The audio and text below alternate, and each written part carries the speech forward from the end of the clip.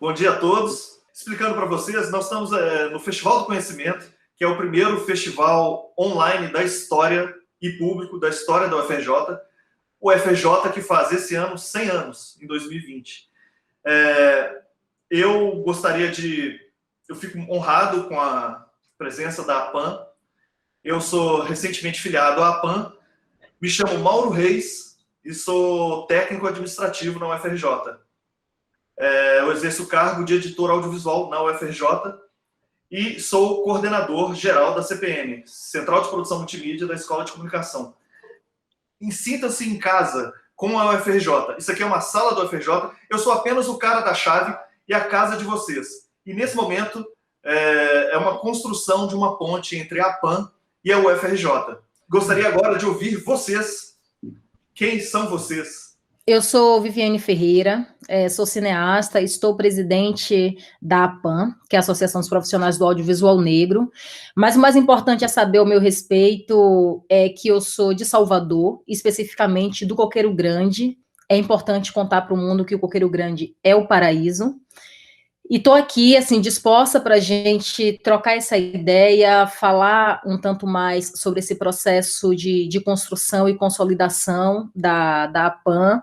Acho que a UFRJ é uma instituição, tipo, muito importante no cenário acadêmico nacional e ter essa possibilidade de construção entre duas instituições, como a APAN e a UFRJ, é uma oportunidade que a gente não pode desperdiçar. Então, muito obrigada, Mauro, pelo convite, muito obrigada por reconhecer na APAN essa potência de construção na ponte.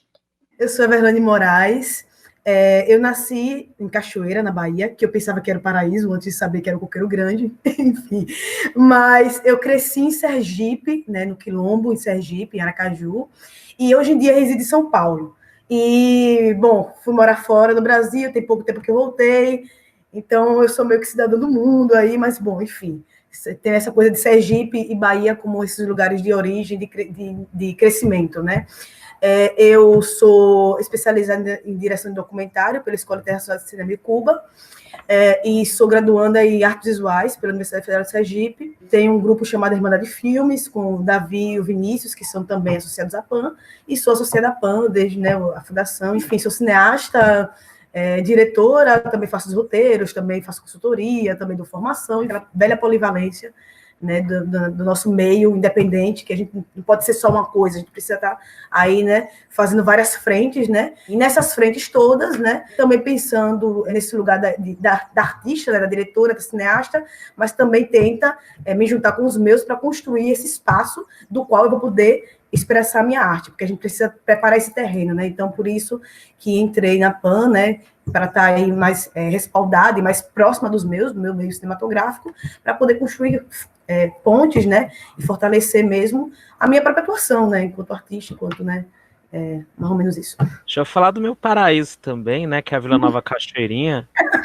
A Vila Nova Cachoeirinha, essa aqui é de Minas, imagina o contrário, o que a Serra do Curral fica no sul, fica no norte aqui, né, que é a Serra da Cantareira. Só que a Serra do Curral, ali perto das Mangabeiras, só tem mansão, aqui não, né, aqui tem o bairro do Gabriel Jesus, inclusive, que é onde eu moro. Vila Amália, Vila Jardim Peri, que fazem parte da região da Cachoeirinha, né. Eu sou cineasta também, e faço parte da PAN. A gente construiu a APAN, né, enfim, levantamos a APAN aí, né, naquelas discussões de associação e tudo mais.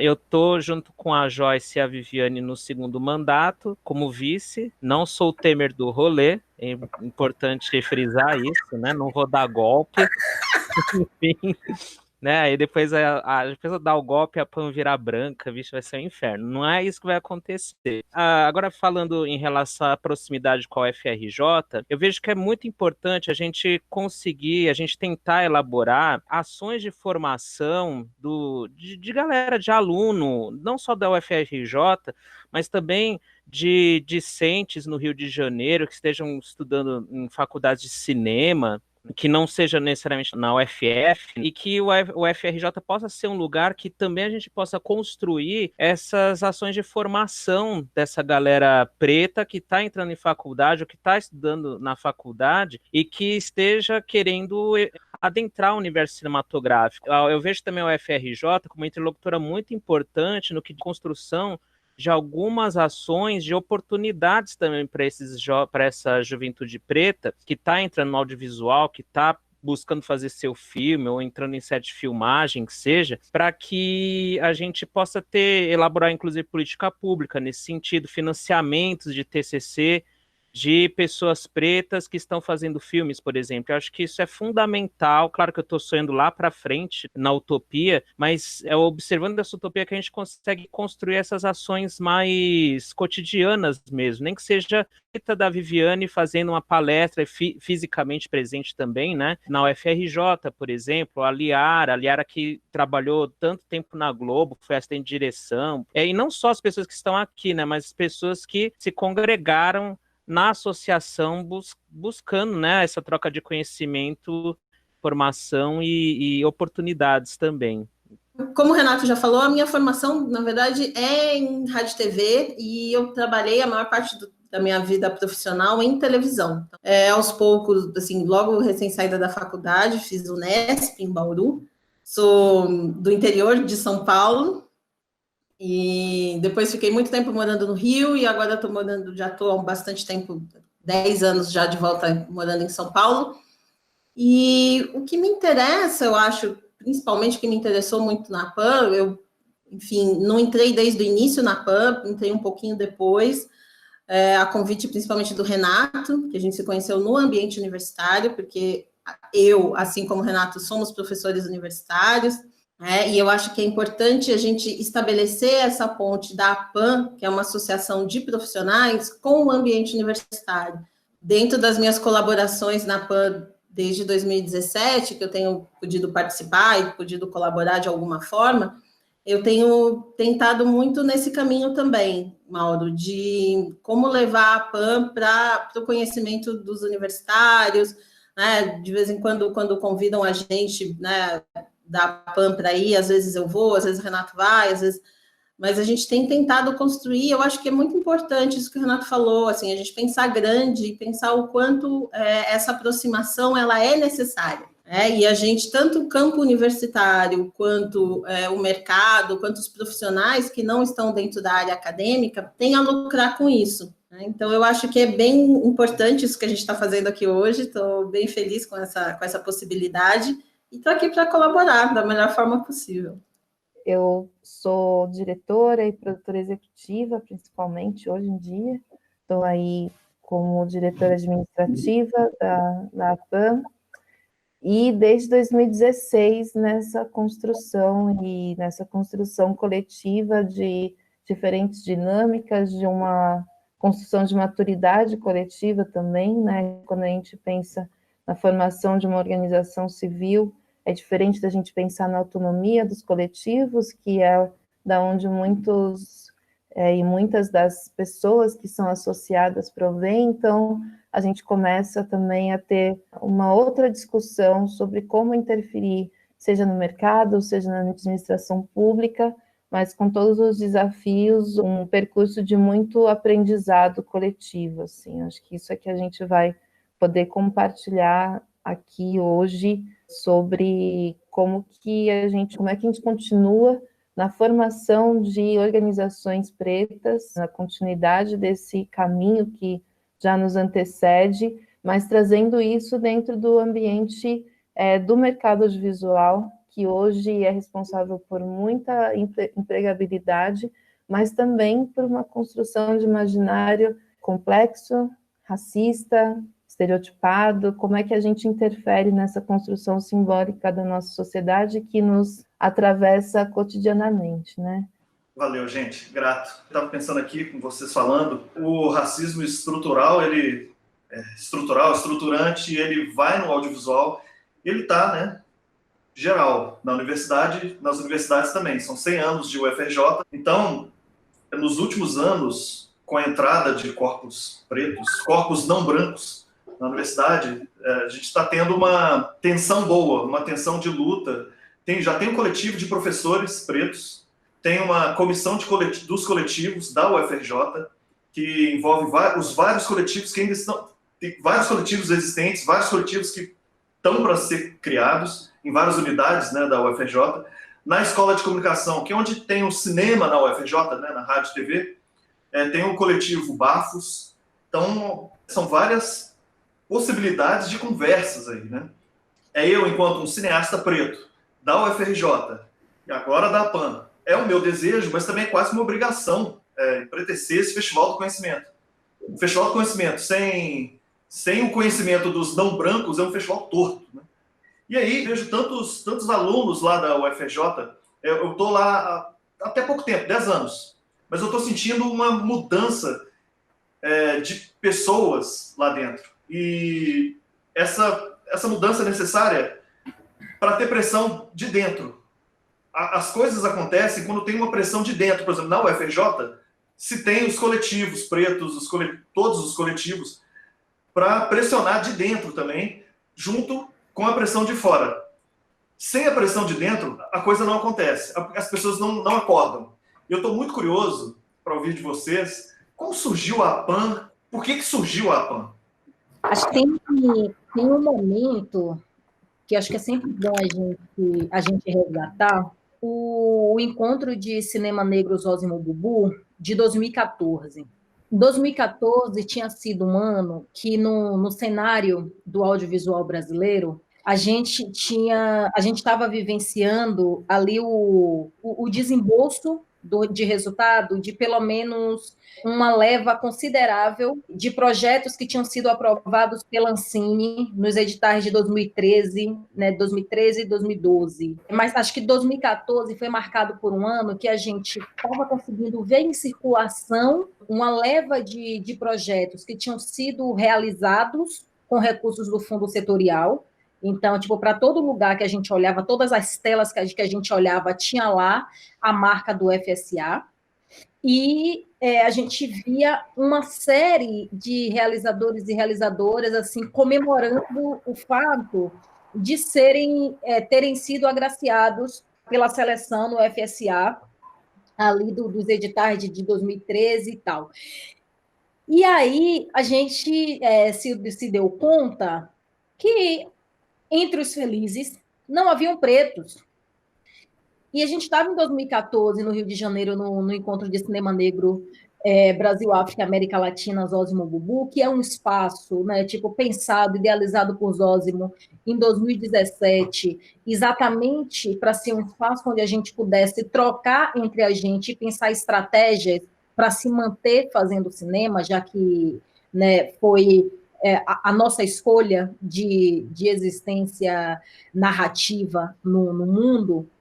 E aí, naquele lugar, a gente começou a refletir e pensar sobre isso, falar assim, gente, e aí? E naquele ano, acho que o Joel era o diretor artístico e curador do encontro, e aí ele tinha montado um painel com representantes da Ancine, exatamente, né, incomodado pelo mesmo contexto. Então, ali, né, o encontro tinha garantido aquele painel, e naquele painel estávamos todos da nova educação, digamos assim, de prontidão, e para questionar a Ancine, porque em nossos encontros, seja no hotel, seja no bar, seja nas esquinas da Lapa, a gente estava falando sobre essa ausência de corpos pretos entre os felizes no acesso aos recursos do FSA.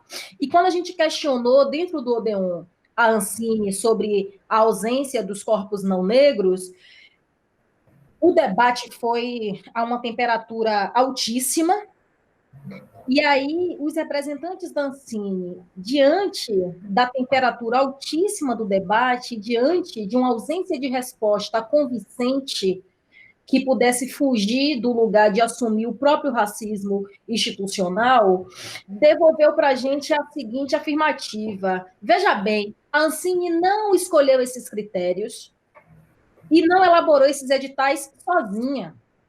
A Ancine contou com consulta pública, contou com diálogos com as entidades representativas do setor. Vocês estão pressionando a Ancine? Mas por que vocês não pressionam as entidades representativas do setor? Porque as entidades que representam vocês foram as entidades que propuseram esses critérios. O Estado só operou a partir daquilo que a representação do setor trouxe como necessário e importante. E aí virou a nossa chave.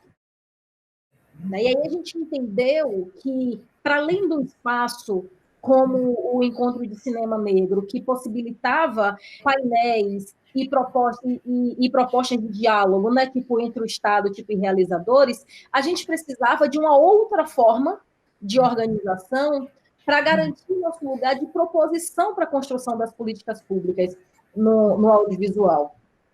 E aí, ali, a gente começou a sonhar com essa possibilidade de criar uma associação representativa do audiovisual negro no Brasil. A gente saiu tipo, do encontro, e aí eu lembro que a gente ria, né, com a existência do grupo secreto. A gente criou um grupo secreto no Facebook, e aí quem conhecia cineasta e realizador, tipo, na esquina do bairro, ia enfiando lá no grupo.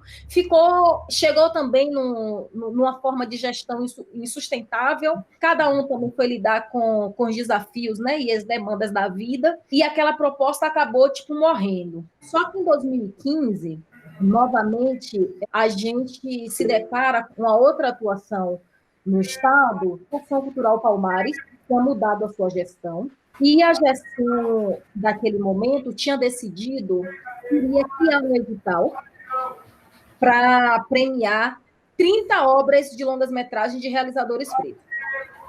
Para essa consultoria, convidou a mim, Jefferson D., Joelzito Araújo, o Coutinho e Milton Gonçalves. Fomos até Brasília para essa conversa. Então, como vocês representam o setor, tipo, do audiovisual, tal, do audiovisual negro, a gente queria saber se essa minuta, como é que tá e tal. Eu olhei para aquele cenário e falei, velho, isso aqui é uma enrascada. Por quê? Somos muitos, somos diversos, e nem de longe a nossa presença aqui representa a totalidade e os anseios de uma galera que nem sabe que essa conversa está acontecendo. Aí eu chamei Jefferson no canto e falei assim, Jeff, eu acho que tipo, não dá para a gente entrar nesse papo desse jeito, não. Chamei Joel, falei, Joel, acho que a gente precisa tipo, reorientar aqui, vamos propor que possa ser, tipo, consulta pública, consulta aberta, que a gente consiga dialogar e chamar as outras pessoas, porque só a gente responder para um monte de gente que está lá fora, que pensa cinema de lugares muito diferentes, inclusive dos nossos, assim, é assumir um risco que eu não topo. Eles concordaram e tal, e a gente convenceu a Fundação Cultural Palmares a abrir consultas públicas em reuniões abertas. Essas reuniões aconteceram, tipo, no Rio de Janeiro, em São Paulo e em Salvador. Então, a Palmares abriu um convite, né? Tipo, para todo mundo, para quem fosse do setor, que pudesse ir. Eu lembro que a reunião aqui em São Paulo tinha umas 60 a 70 pessoas. Foi ali na Funarte, lembra, Rê? Aí, eu lembro. Salvador também, tipo, lotou, Rio de Janeiro lotou. E aí, desse processo, várias demandas, né, tipo, surgiram. No meio do caminho, sabe que assim, né, tipo, as pastas no governo, às vezes, esquecem de dialogar. No meio do caminho, nesse momento, quem estava na Secretaria do Audiovisual era o Paula Ribeiro, inclusive cineasta baiano e tal. Aí Paula Ribeiro estava como secretário do Audiovisual, e aí, no meio tipo, desse processo todo, de repente, surge o edital longo afirmativo.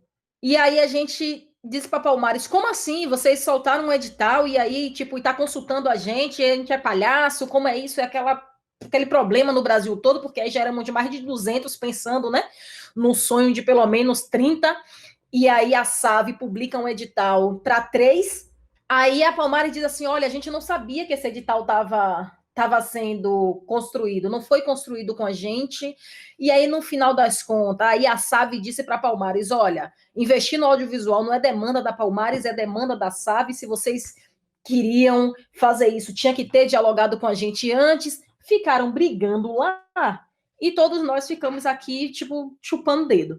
Nesse processo, a gente falou assim, velho, a gente precisa aproveitar toda a energia que a gente dedicou nesse processo para alguma coisa. a gente já sabe da demanda e da necessidade de criação de uma instituição. Vamos investir nisso? Vamos investir nisso.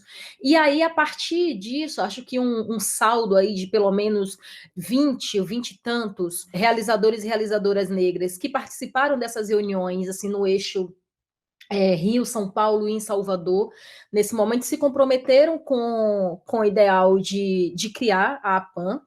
E aí a gente passou o ano de 2015 e 2016, assim, fazendo reuniões periódicas, exaustivas, cansativas, aos sábados, para entender que tipo de organização a gente queria construir. Né? Passamos pelo processo de estudar os estatutos existentes das organizações já existentes, para entender o que era que se assemelhava e o que era que se diferenciava de uma instituição pensada por realizadores e realizadoras negras. Fizemos debates conceituais entre a gente para entender, porque alguns de nós entendiam que precisava ser uma associação de diretores e diretoras pretas. Outros entendiam, não, precisa ser uma associação de produtores e produtoras pretas.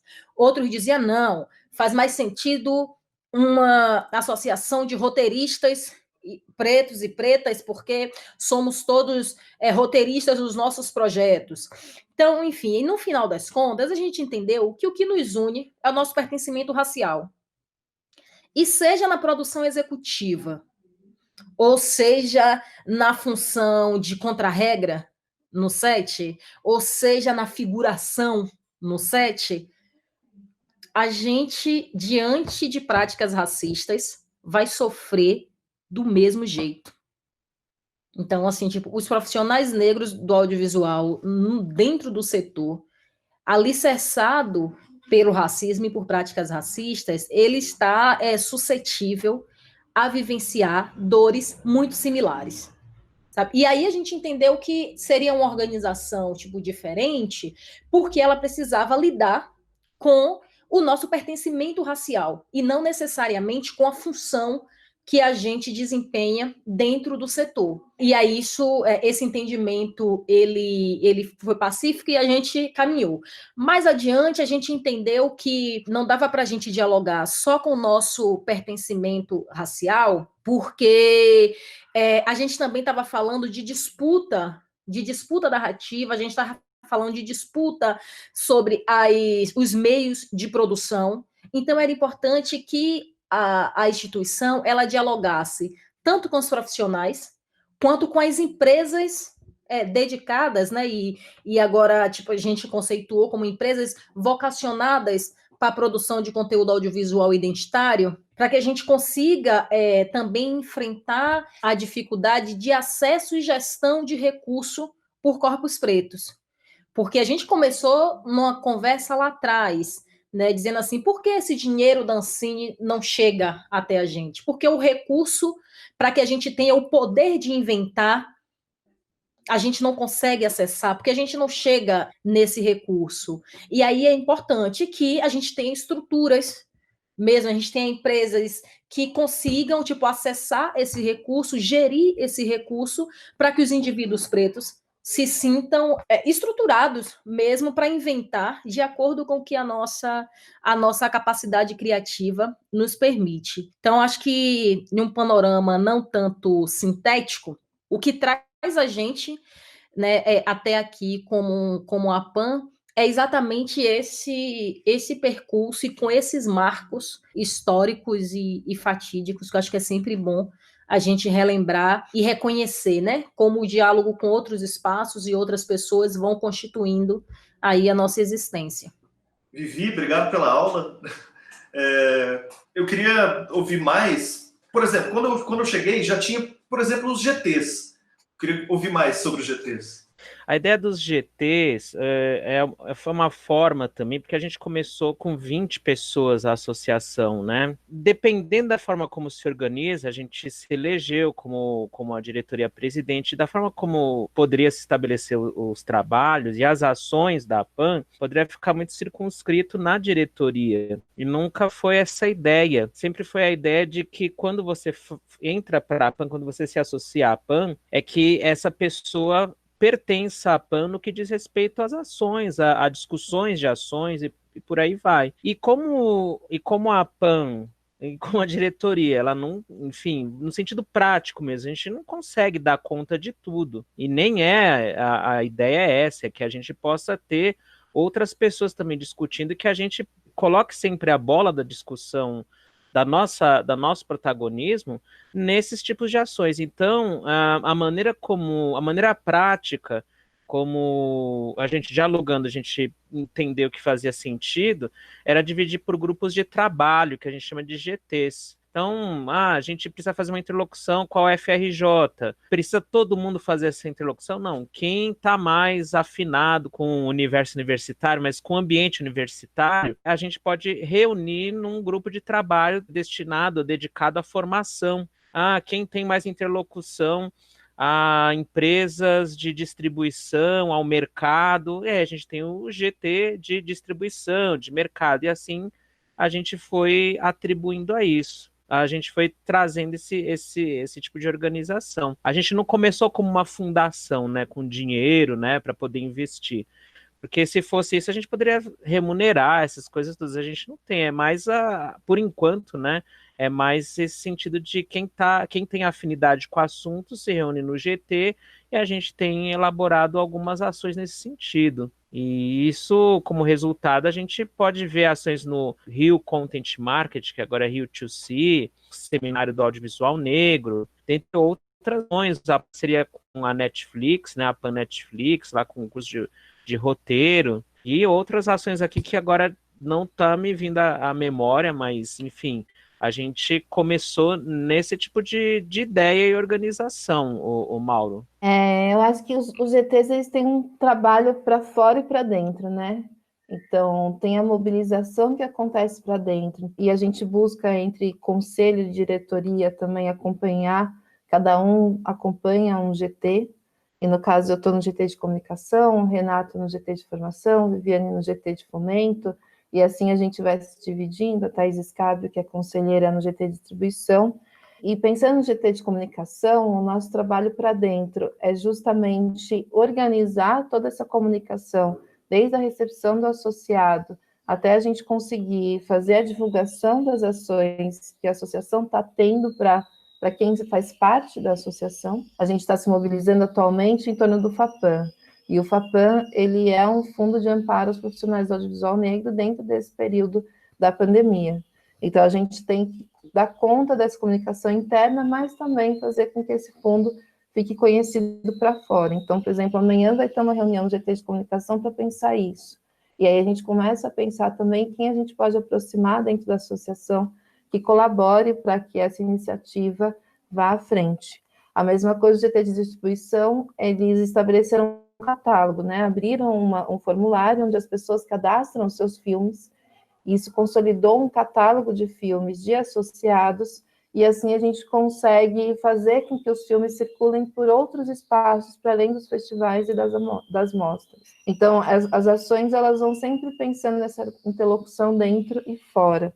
E aí um outro grupo que é muito importante, uma outra organização interna que é muito importante, são os grupos regionais, que daí eu acho que a Ever pode comentar um pouco mais, mas os grupos regionais, eles são justamente pensados para como é que a gente consegue compreender melhor os contextos de cada estado e de cada região do país com relação ao audiovisual, compreendendo que cada um tem a sua especificidade, e se a gente tem grandes dificuldades em São Paulo, que existe uma empresa de cinema que está investindo continuamente, como é que a gente também faz o diálogo com outras frentes, né, que também estão mobilizando, mas como é que a gente troca informações? Então, os grupos regionais nascem muito nesse desejo de trocar experiências, e experiências que colaborem para a gente atuar de maneira mais efetiva na administração pública e no mercado de audiovisual no todo.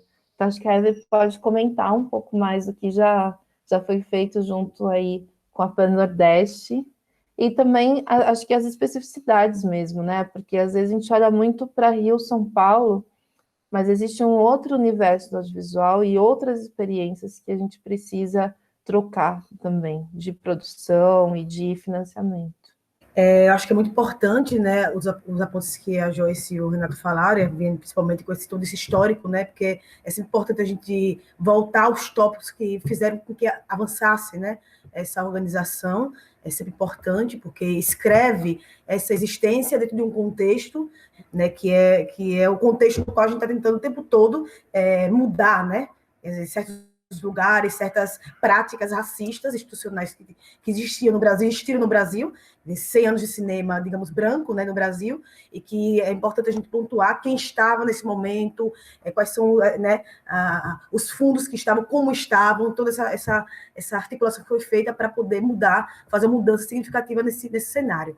Eu acho importante pontuar essa questão mesmo da Pan-Nordeste, por exemplo, né, que é o caso de onde eu participo, né, porque até pouco tempo a gente não sabia que existia tanta atuação de cinema e de cinema negro em esses lugares fora do circuito Rio-São Paulo, como na Paraíba, onde existe uma tradição de cinema e acadêmica muito grande, inclusive a mais acadêmica que eu acho, assim, muito no Sul também, Minas, muito também aqui na Bahia, ou seja, Bahia também é um lugar muito importante do cenário cinematográfico do Brasil, mas de alguma maneira perdeu um fôlego ali, né, digamos aí para São Paulo e Rio, e a gente não consegue entender muito bem porque saiu tanto do circuito. A Bahia, se Bahia é tão potente em tudo, digamos, né? Não somente no cinema, como em tudo, né? Saiu daqui o cinema novo e vários, né? Mas aqui na Bahia a questão do racismo é muito latente, então a gente meio que consegue identificar, né? No caso da Bahia. A Bahia tem um problema sério que é uma questão de orçamento em relação à música e o cinema. Aqui se produz muita música, de certa maneira tinha que nivelar essa questão orçamentária para que pudesse adentrar mais esse dinheiro para o cinema, porque o cinema é muito mais caro, digamos, né? Temos prática muito mais caro, enfim. Mas aqui no Nordeste a gente tem como conselheira a Larissa Fronanital, que é uma cineasta, uma pessoa muito, muito importante dentro do cenário cinematográfico da Bahia, né?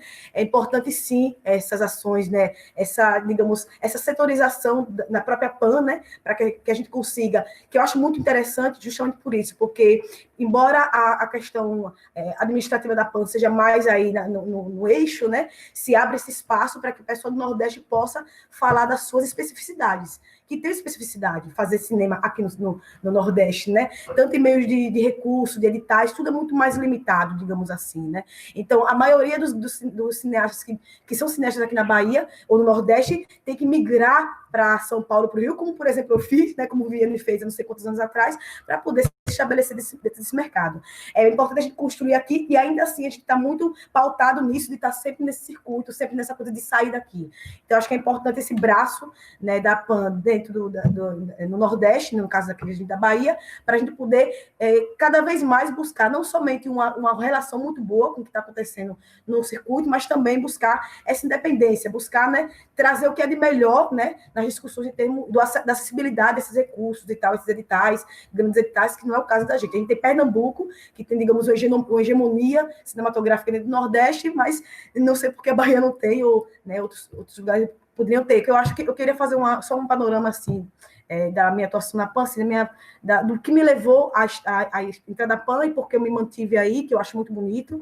Como o Joyce falou, é uma organização que desde seu surgimento está pautada no processo coletivo, né, de aprendizado. Eu acho que isso é fundamental, né, porque é um espaço de formação política e eu diria até filosófica. Eu lembro que quando eu cheguei a primeira vez no Festival Zózimo Bubu no Rio de Janeiro, né, eu fiquei maravilhada, eu fiquei simplesmente maravilhada, ou seja, eu tenho 14 anos de cinema, né, atuando no cinema independente, mas, bem, de ver tantos negros fazendo filmes, foi uma coisa muito chocante, né? Eu lembro que eu conheci a Larissa aí, o Davi, a Vivi, vários outros aí desse espaço, né? Foi uma coisa muito chocante, porque eu lembro que a primeira vez que eu vi o cineasta negro, para além de mim, foi o André Novaes, né? No festival, inclusive, Visões Periféricas no Rio de Janeiro, e quando a gente se viu, assim, chega, meu olho brilhava, a gente ficou assim, tipo, esse espaço, eu acho que essa rede, né, esse vínculo afetivo, que não é somente uma rede de cinema, mas uma rede de afeto, né, entre os profissionais negros espalhados pelo Brasil, né, nas 5 regiões do Brasil.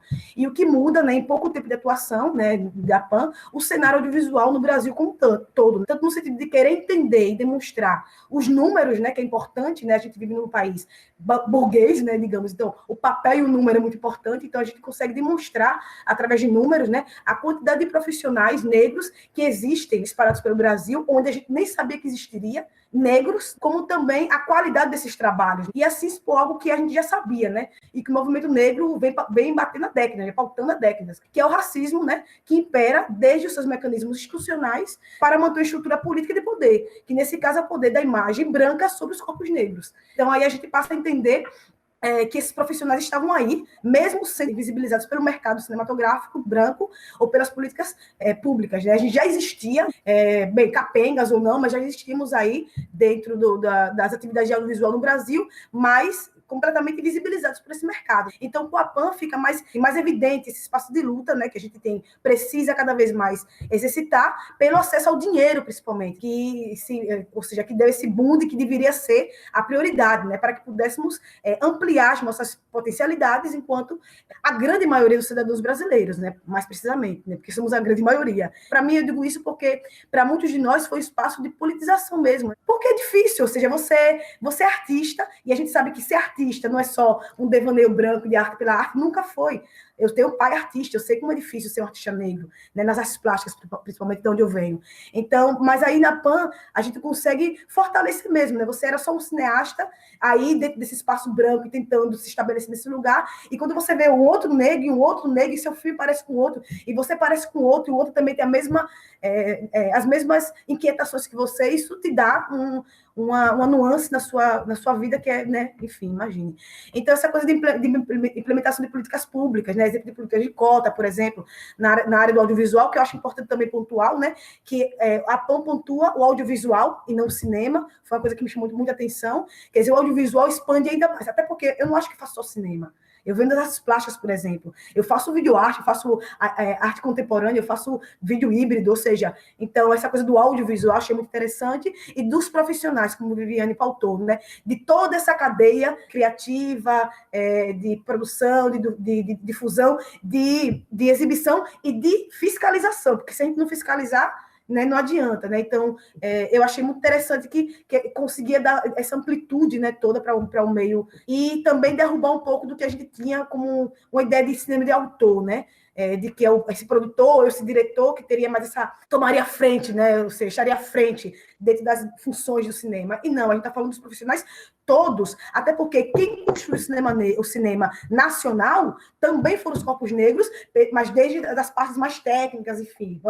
Tanto os atores, né, negros que estiveram dentro das câmeras, muitas vezes melhorando os roteiros, melhorando os filmes brancos ruins, com suas atuações, com seus corpos, como também esses profissionais técnicos que estavam ali construindo o cinema, porque ninguém constrói cinema sem o peso, sem pegar tripé, sem botar, não tem fotógrafo afetado que pegue um tripé, enfim, imagine. Então, e pautar essa legislação antirracista, né, que possa pensar na reparação histórica, que é essa coisa da que Vivi estava comentando também, né, de ir atrás dos editais, de discutir isso e tudo mais, né, com as instituições, né, esse incentivo, que é um papel do Estado, um incentivo para que essa reparação histórica, né, e essas potencialidades possam se manter, e essa inclusão, implementação e fiscalização dessa produção no mercado cinematográfico brasileiro, né.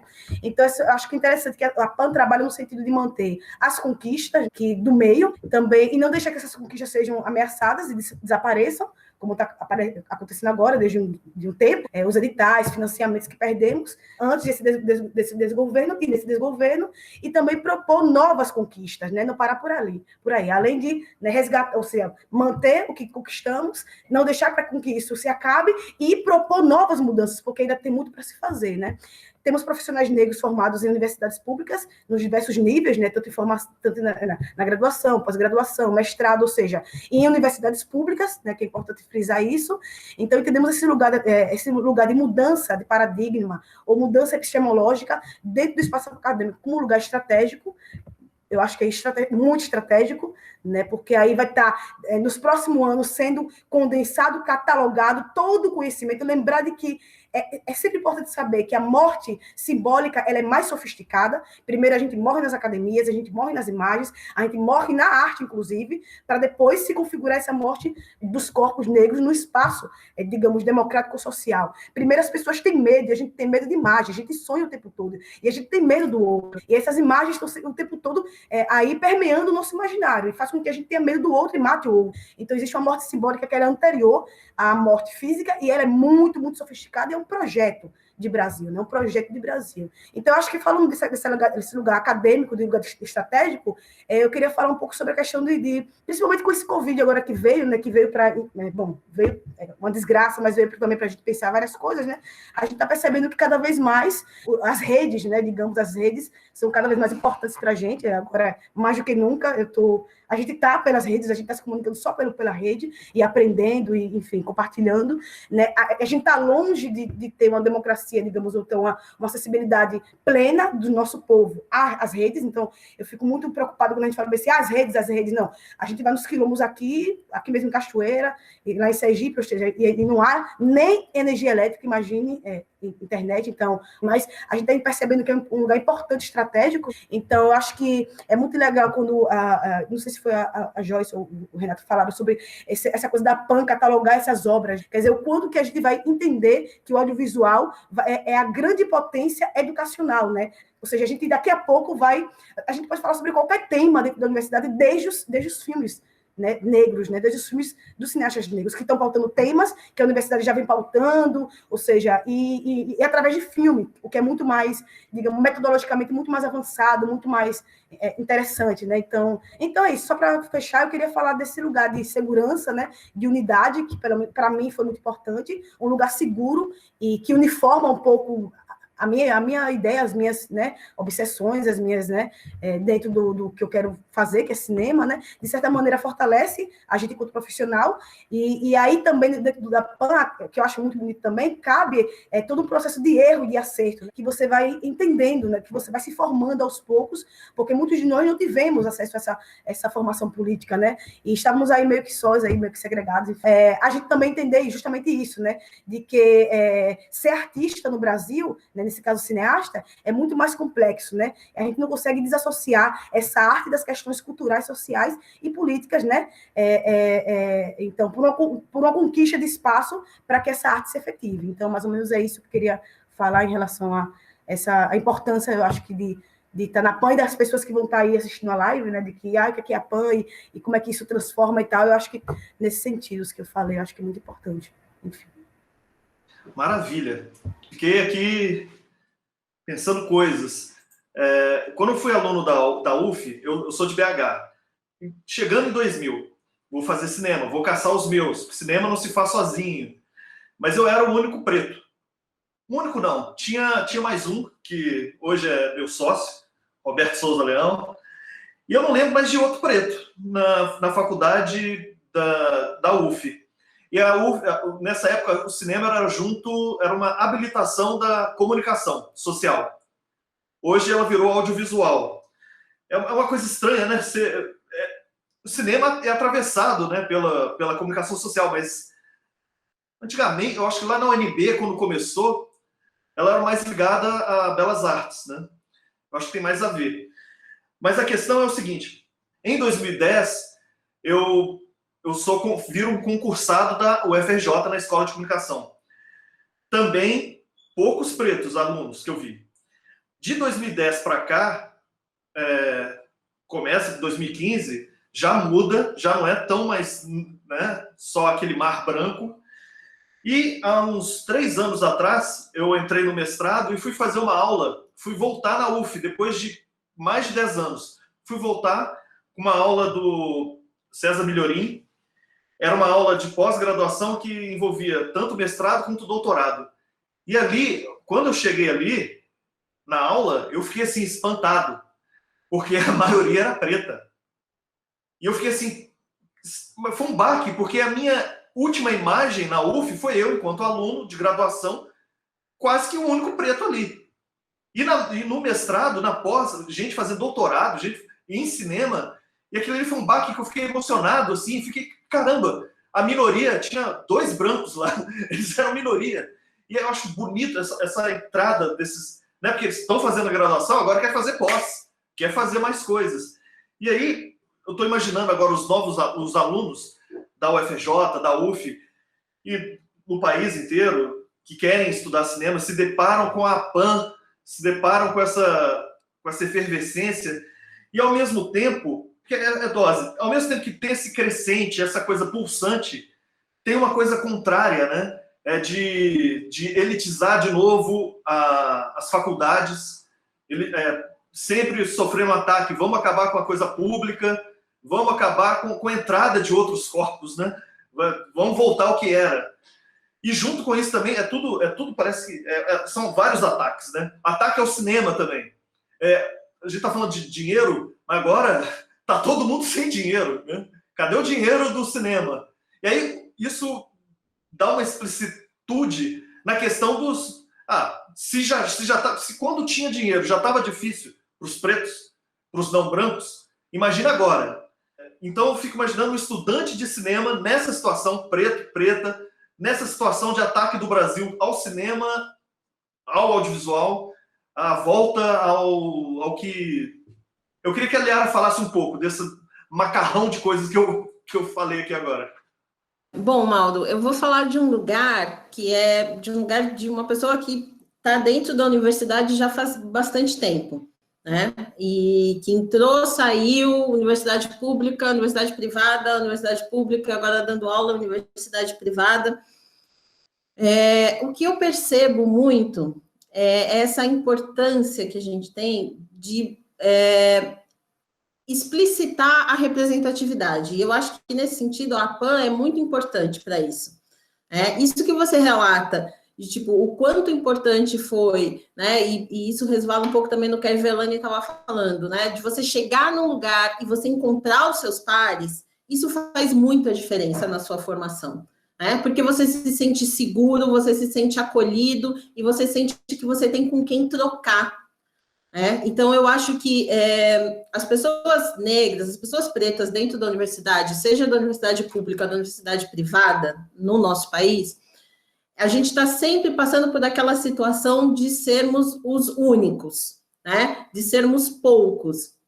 Eu lembro muito claro quando eu entrei na Unesp, em Bauru, né, para fazer rádio e TV, e um funcionário veio conversar comigo, nunca tinha visto na frente, um funcionário negro veio conversar comigo e falar assim, você sabe da importância de você estar aqui? Você sabe o quanto, veio dar real, assim, na minha cara, sei lá, segunda semana de aula que eu estava lá, né, toda destrambelhada, achando tudo lindo, colorido, e veio e me falou aquilo, e aquilo, mexeu muito comigo imediatamente. Então, eu acho que... E, ao mesmo tempo, eu passei 4 anos lá, num espaço onde haviam poucas pessoas negras. A Unesp ainda, eu acho que das universidades públicas aqui em São Paulo, talvez seja a que tem mais acesso, mas eu passei, durante os 4 anos que eu estive lá, com pouquíssimas relações com outras pessoas negras dentro da universidade. Saí da universidade e fui para o mercado de trabalho e fiquei muito tempo no mercado de trabalho, de produção audiovisual pesada, trabalhando com televisão, num universo também super branco, muito, muito branco, assim. Trabalhei na TV Globo durante 10 anos seguidos. Então, era sempre uma luta muito individual, uma luta em que eu tentava me respaldar, que eu tentava me apoiar em outros profissionais e tal, mas, assim, sem ter uma cola, sabe? Assim, sem ter uma afinidade, sem ter uma aderência. Então, eu percebo que quando eu consegui me aproximar também da PAN, o que eu senti era exatamente isso, que de repente eu tinha com quem trocar, de repente era um lugar que eu tinha aderência. E eu acho que é muito importante que a gente consiga passar isso para os estudantes, para os universitários, para os técnicos do audiovisual, porque é um lugar onde você vai se sentir acolhido. E eu acho muito importante o fato da PAN ser uma associação de profissionais. Porque o tempo todo, quando a gente fala assim, produção de audiovisual negro, sempre vem aquela história de tipo, então tá, então vamos colocar aqui, é quase como uma caridade. Sempre que se falava em audiovisual negro, em fomentar o audiovisual negro, entrava como uma história de de uma ação social, né? Ou como uma ação de caridade, ou como, então tá, então vamos colocar um pouquinho aqui para ver se tem uns alunos negros, coitados da periferia, para fazerem um filminho, para fazerem um videozinho, para eles se expressarem dessa forma. Então, o que eu acho importante da APAN é que a APAN veio para se colocar como um espaço de profissionais. Nós estamos aqui, nós existimos, né? A gente passa várias vezes, acabamos de passar por outras situações, né, de dizer não tem profissionais negros de audiovisual no mercado. Não, mentira. Esses profissionais existem. E como a Everlane colocou aqui, eles existem em vários lugares do Brasil. Então, eu acho que a APAN está dando uma cara para esses profissionais. E de uma forma, não, nós estamos aqui, nós somos profissionais, nós temos formação acadêmica, temos formação técnica, temos formação artística, né? Somos criadores, somos artistas. Então, eu acho que o mais importante da APAN, não o mais importante, mas uma das frentes importantes da APAN é essa, se colocar como uma associação profissional para o mundo e dizer que esses profissionais existem e que nós estamos aqui para nos colocarmos como profissionais. Então, eu não quero o dinheirinho, pouquinho, para fazer um videozinho para eu me expressar, né? Não, eu quero o dinheiro para fazer longa de ficção. Eu quero o dinheiro para fazer documentário de longa-metragem comprido, né, pesado, que eu possa viajar para fazer esse documentário. Então, eu acho que se a gente consegue levar essa força, né, levar essa organização, por exemplo, para dentro do ambiente acadêmico também, isso faz, é o que você mencionou no início, a gente tem que fazer uma pressão de dentro para fora. Eu hoje estou fazendo um doutorado na ECA, num espaço, de novo, majoritariamente branco. O que é a minha função lá?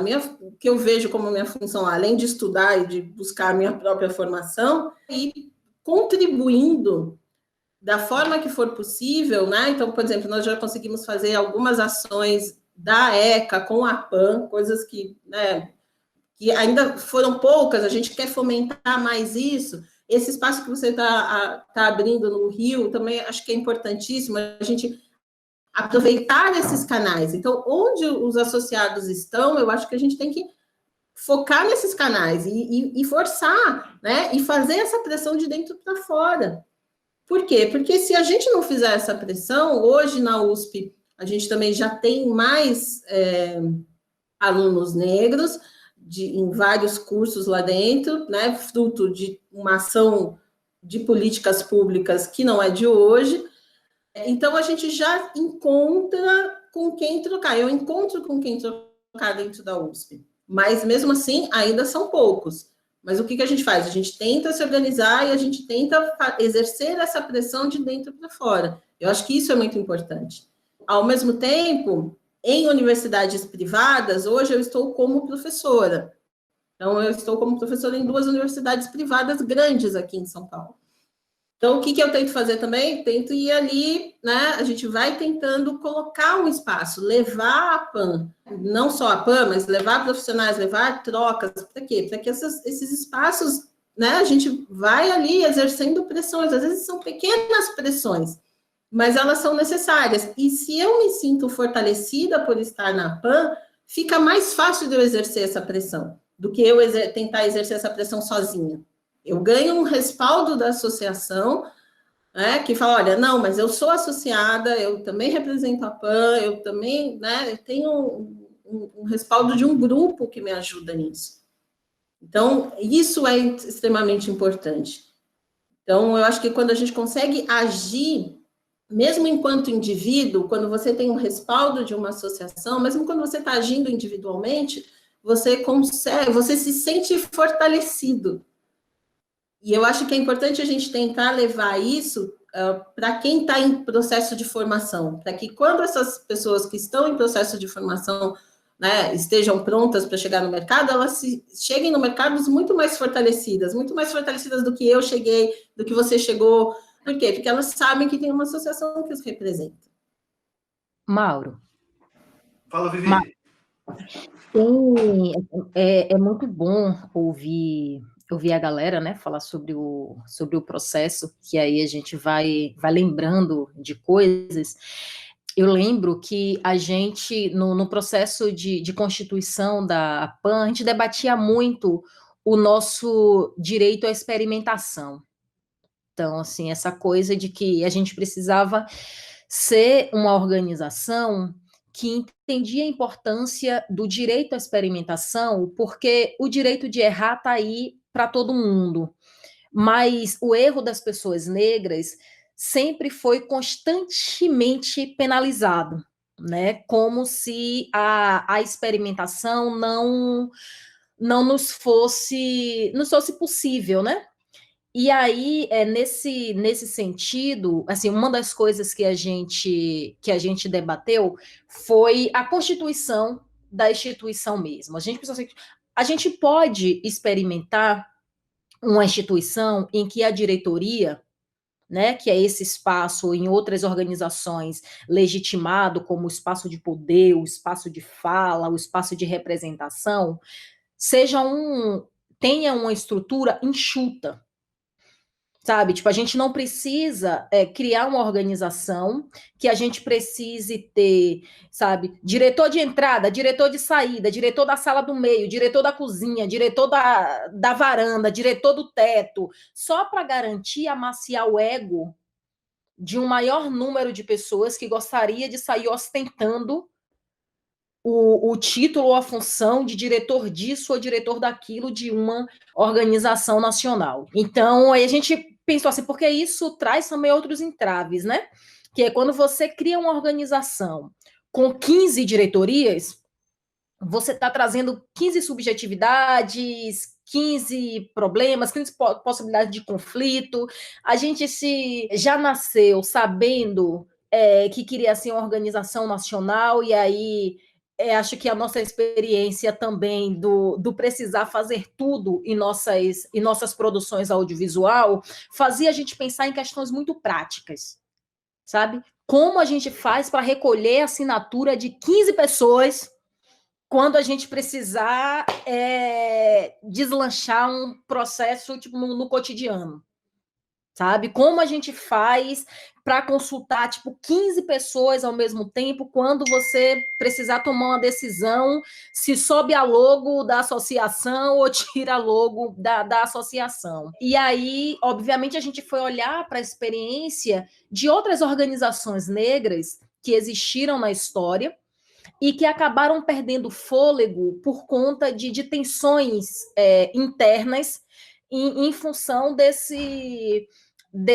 equívoco de pensar sua diretoria muito mais na dinâmica de vamos garantir um espaço para cada ego, do que pensar exatamente na praticidade e da necessidade de cada uma dessas funções, né? Acho que isso é importante a gente compartilhar, porque foi um debate tipo muito sério que a gente teve, e aí a gente precisou assim passar por trocas sobre expectativas mesmo, sobre naquele momento quem se sentia, quem estava, quem era visto ou vista e legitimados para estarem nesse lugar de representação institucional, e fazer essa conversa numa boa, durante o tempo que fosse necessário para que a estrutura ficasse compreendida. Então, assim, por isso que eu acho que antes da gente ter um CNPJ, a APAN teve uma pré-produção, saca, de 1 ano e 8 meses.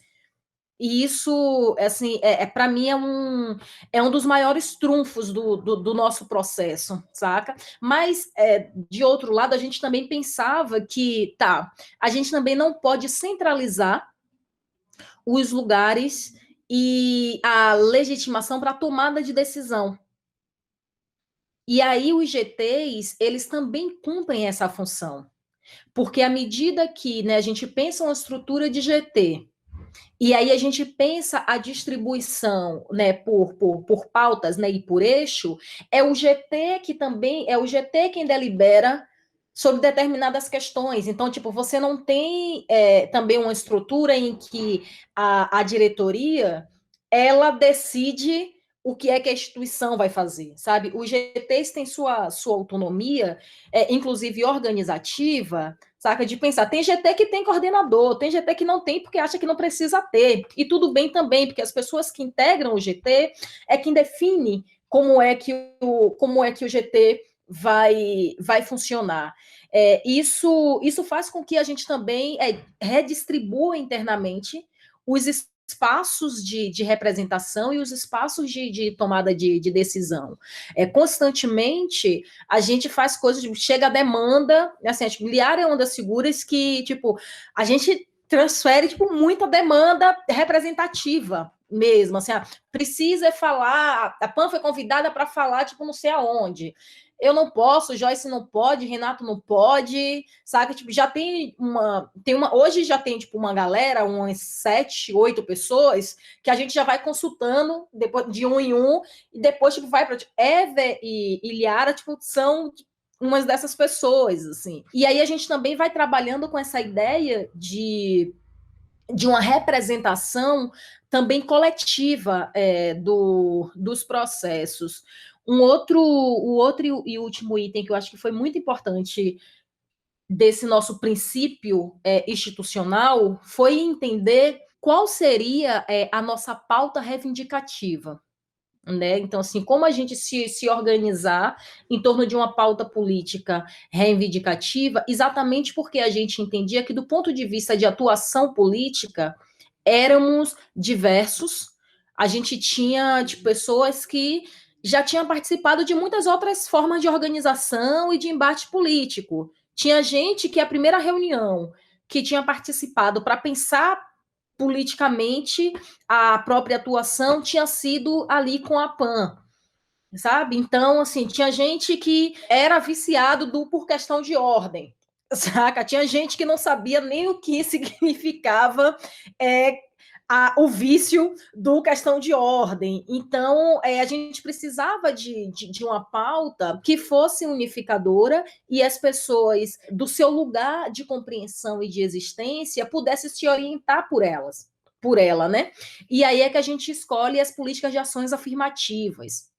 A gente passou um tempo debatendo internamente entre a diferença de pensar e divulgar mesmo, né, o conceito de políticas de ações afirmativas e não se deixar ser conhecidos como uma organização que defende cotas, sabe? Então, assim, esse debate primário mesmo do dizer assim, olha, cotas pode ser uma ação afirmativa possível, sabe? Mas não é a única ação afirmativa que a gente vislumbra. Ela, isolada, não resolve a questão sistêmica do racismo, sabe? Então, se a gente achar que a gente passou por um outro processo que foi, beleza, a gente agora entende que a nossa bandeira são as políticas de ações afirmativas. Dito isso, o nosso foco é o quê? Vamos para cima do Estado? Não, calma. Existem coisas que a gente vai reivindicar do Estado. Mas é possível que as políticas de ações afirmativas elas sejam implementadas também pelo mercado. Então, a gente vai ser uma organização que vai conseguir separar o joio do trigo, sabe? O que é que a gente dialoga com o Estado? O que é que a gente dialoga com o mercado? Sabe? O que é que a gente dialoga com a sociedade civil, sabe? Que divide com a gente o ecossistema. Então, são todas coisas muito complexas, assim, e que exige um lugar para atuação, né, individual dentro da PAN, exige um lugar de reconhecimento do próprio direito de experimentação, sabe? Exige um lugar de reconhecimento do próprio direito de errar, exige o lugar do reconhecimento da própria legitimidade para atuar e ser a partir da instituição.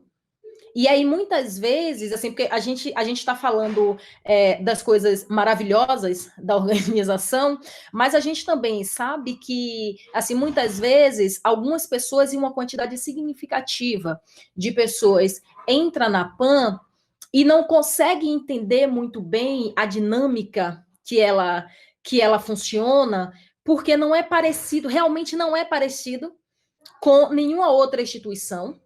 Então, não existe ninguém lhe dizendo o que você tem que fazer. E, assim, o meu sonho de vida é ser, sabe, velhinha de 80 anos e acompanhando os futuros apanianos e que eles não inventem de ficar um dizendo ao outro ou a outra o que fazer, saca? Não existe ninguém dizendo, você tem que fazer isso, você tem que fazer aquilo, né? Existe uma coisa do... Quando as pessoas... A gente tá lá no grupo, no fórum, né? Como você hoje participa, e aí ela diz, a gente poderia fazer isso. A gente tem, de fato, uma postura institucional que é, se você teve a ideia, saca, e você enxerga como a instituição poderia desenvolver determinada ação, nada mais justo do que te convidar para construir, junto com a instituição, a ideia e a ação que você vislumbrou. Então, assim, as pessoas ainda nem todo mundo consegue se ver, né, nesse fluxo. E quando a gente escolhe, né, essas posturas, eu estou falando do lugar de diretoria mesmo, assim, tipo, escolhe essas posturas, é muito por não querer se afastar do ideal, primeiro, de autonomia de todo e qualquer associado e associada, não querer se alinhar a essa ideia de uma organização hierarquizada de maneira vertical, sabe? Onde um pode falar ou representar mais que o outro. Existe, obviamente, uma coluna vertebral que é para garantir que o sistema funcione, mas um desejo muito grande de que isso funcione muito mais como funciona o xirê no terreiro, sabe? Onde, tipo, cada um exerce uma função e em momentos ou outros, né, as pessoas também vão ocupando funções em lugares diferentes, mas garante que o xirê aconteça, do que necessariamente essa ideia de coluna vertebral do edifício, onde quem mora na cobertura, né, tem mais privilégios do que quem está lá no térreo. Acho que todas essas coisas são importantes, porque a gente dizia o seguinte, beleza, a gente vai criar a PAN. Quem vai cuidar da instituição e quem vai fazer filme? E aí a gente tomou a decisão que todo mundo cuidaria da instituição e todo mundo faria filme, porque ninguém estava disponível para abrir mão do próprio sonho. E aí a realidade é que sermos realizadores e realizadoras negras no Brasil significa dizer, tá lá cada um no seu paraíso, o meu, no caso, era o Coqueiro Grande, sonhar com a ideia de fazer filme e dizer, mamãe, já sei o que eu vou ser da vida, vou ser cineasta. Aí a gente descobre uma forma de se aproximar da ferramenta e de todo o repertório para fazer, depois entende que tem que abrir uma empresa. Eu não queria ser empresária, sabe? Eu queria só fazer filme, cara. Aí a gente descobre que tem que abrir uma empresa, depois que abre uma empresa, a gente tem que abrir uma instituição, e a gente saiu de casa só pensando em fazer filme. Então, tipo, não é justo que a gente abra mão, né, dos nossos sonhos de fazer filme para cuidar da instituição, por mais importante que ela seja, né? Tipo, por isso que precisa ser um organismo construído, cuidado e zelado por todo mundo que integra ele. Poxa, fantástico. Será que eu posso? Fala aí, Joyce. Não, eu fiquei escutando a Vivi falar e eu pensei muito sobre as diferentes maneiras de se estar associada e associado. Eu acho que isso é um ponto muito importante, porque também a gente está falando com esse desejo que mais pessoas também se interessem em participar da associação. E aí, quando a gente olha para esse universo atual de 500 pessoas associadas, e que inclui também CNPJs e CPFs, a gente precisa compreender também que são dinâmicas muito distintas de se estar próximo à instituição. Desde as pessoas que são aproximadas com uma grande constância, como o caso de Evelyn, Yara, o Rafael Ferreira, que está no Pará, e várias outras pessoas que eu não vou aqui começar a nomear para não deixar ninguém de fora. Mas, então, desde as pessoas que têm essa constância, e que têm essa constância também de estarem desde da fundação ou desde o primeiro ano da instituição e que acompanham esse crescimento exponencial que afeta muito também a maneira de se compreender como construir uma associação. Então, acho que também, trazendo números, a gente começa com entre 20 a 30 pessoas e atualmente estamos ultrapassando 500 pessoas. E a associação ela se consolida no final de 2016. Então, ela está indo para o seu 4º ano. Então, pensando em crescimento, pensando em organização interna, pensando em organograma, pensando em maneiras que a gente busca incentivar e estimular as pessoas a continuarem presentes e se fazerem presentes, tem todas essas séries de desafios, né? Acho que quando a gente fala das frentes regionais, é muito no sentido também da gente começar a fortalecer esse encontro entre pessoas e cineastas que estão dentro da mesma cidade, do mesmo estado, e principalmente a gente entender que quando a gente olha para o grupo nacional atualmente, ele se torna um grupo de muita troca de informações, de muito compartilhamento de vagas de trabalho, compartilhamento de links de filmes, compartilhamento de estudos no geral, mas quando a gente olha para os grupos regionais, principalmente quando a gente se afasta do Sudeste, são grupos de mobilização política e social muito mais intensos do que o grupo geral, que a gente começa a reunir aí pessoas do Brasil inteiro. Então, essas dinâmicas de se estar presente também diferencia muito sobre as atuações que as pessoas realizam dentro das suas regiões e como é esse diálogo no caminho do nacional. E, ao mesmo tempo, pensando que ser uma pessoa associada não obriga e não tem o desejo de te obrigar a ser uma pessoa que tem uma atuação política e social constante com a associação. Eu acho que o passo de se associar é muito mais de reconhecer que essa instituição tem relevância e que essa instituição está se mobilizando também para o que você almeja quanto um profissional negro, que é ter uma constância do seu trabalho. Infelizmente, a gente escuta relatos de pessoas mais velhas que também tinham o desejo de sobreviver e viver do seu fazer artístico e profissional, só que em um determinado momento tiveram que se afastar. E aí toda a nossa preocupação é pela nossa permanência coletiva, fazendo audiovisual, fazendo cinema. E como é que a gente vai conseguir isso? Então, hoje eu vejo que a PAN é um suporte para muitos caminhos.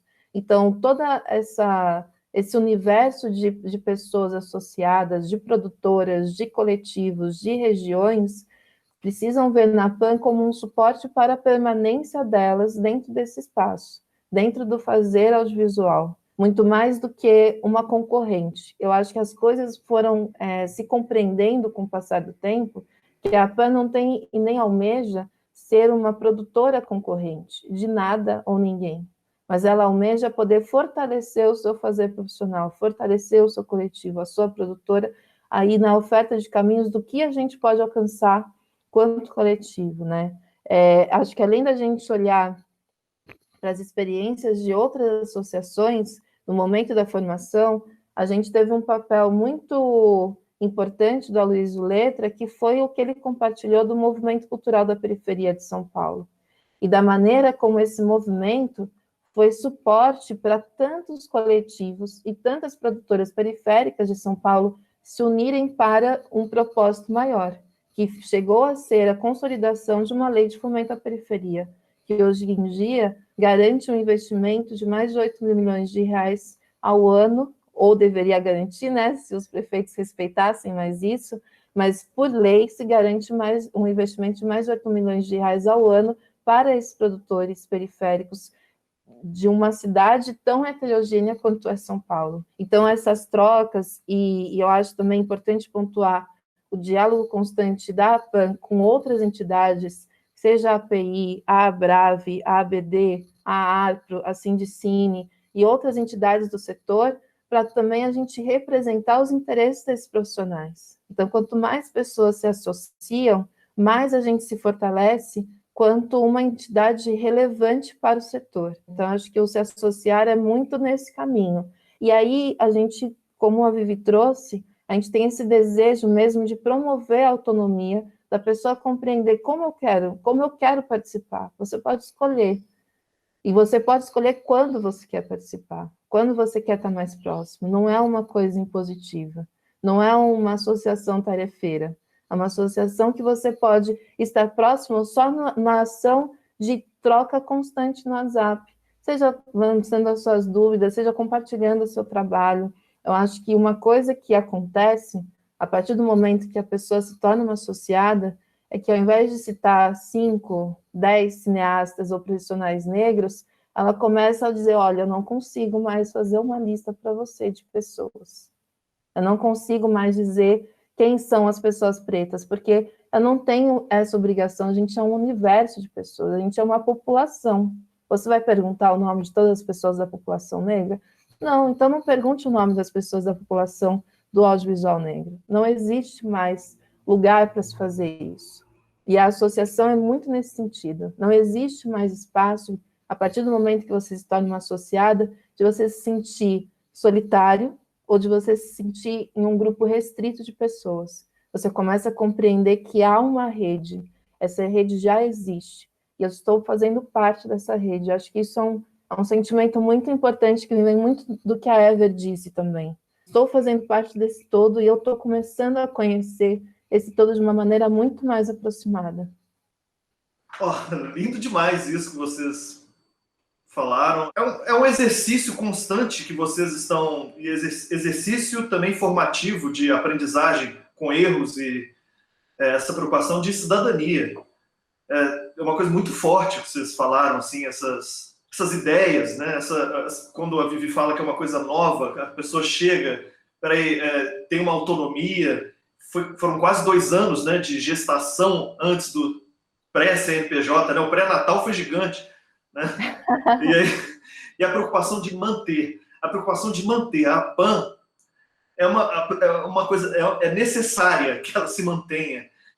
Assim, são 4 anos, né? 4 anos com um histórico de ancestralidade, né?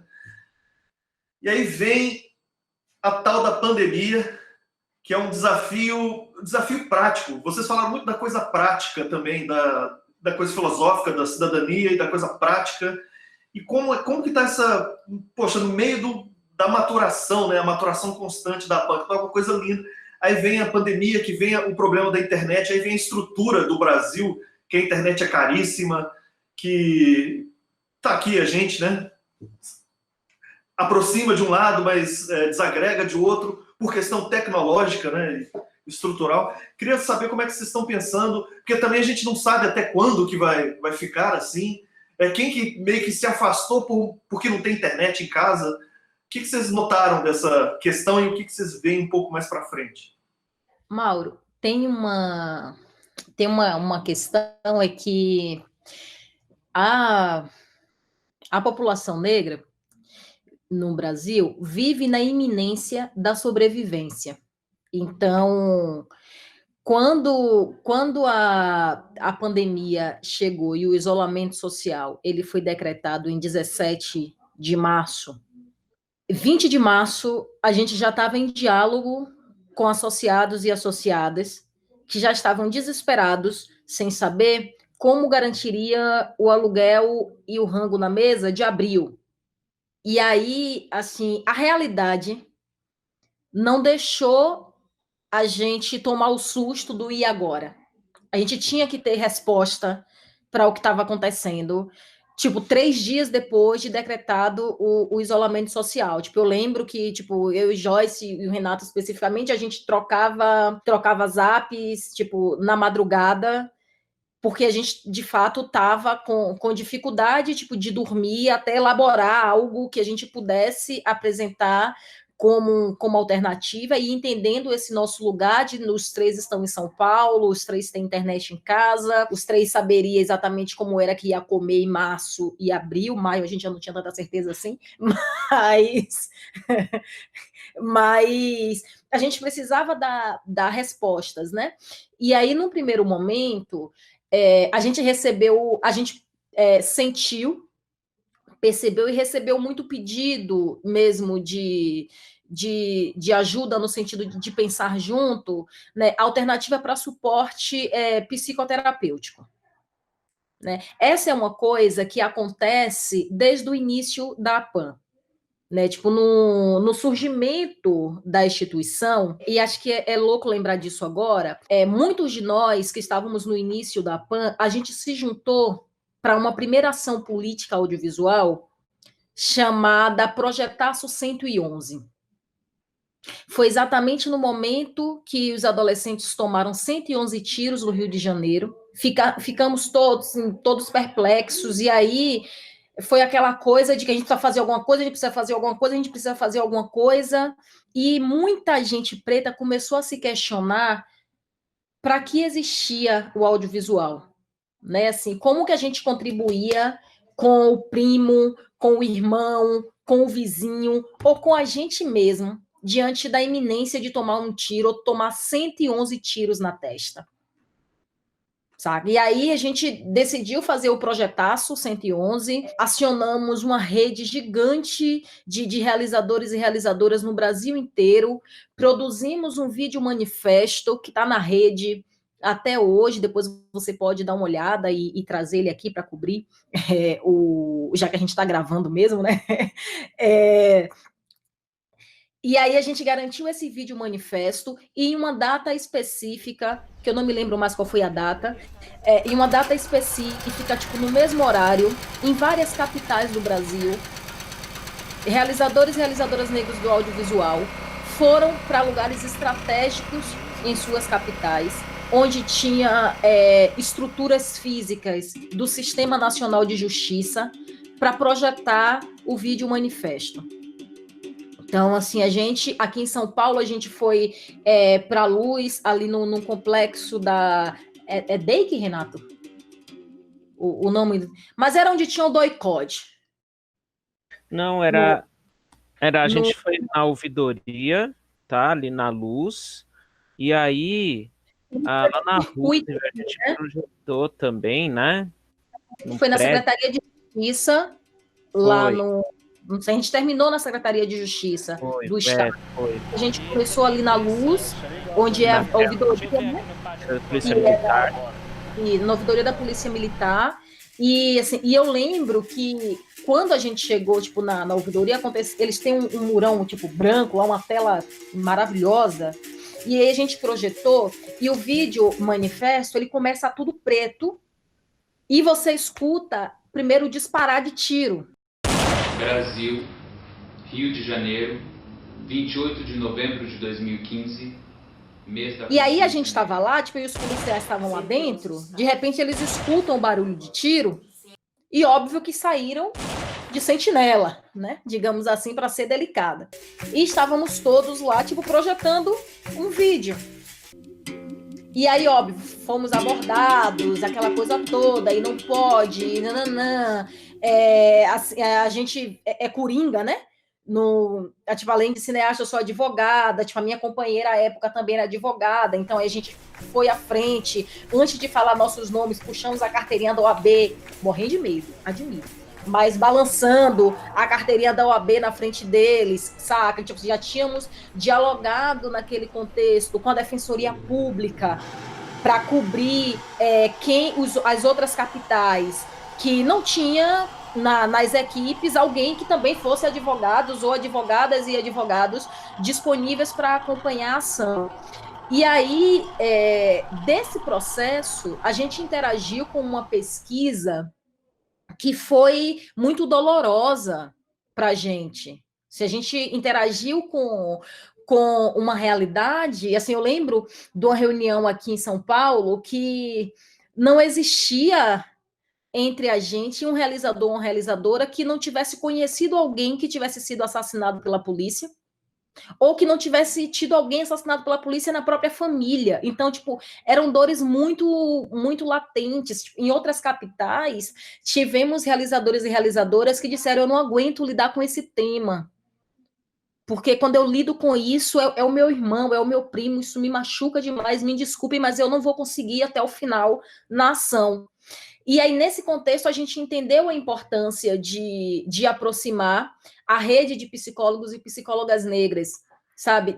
Da rede de realizadores e realizadoras negras no Brasil. Aí, naquele momento, a gente fez uma aproximação com o Instituto Ama Psique e Negritude.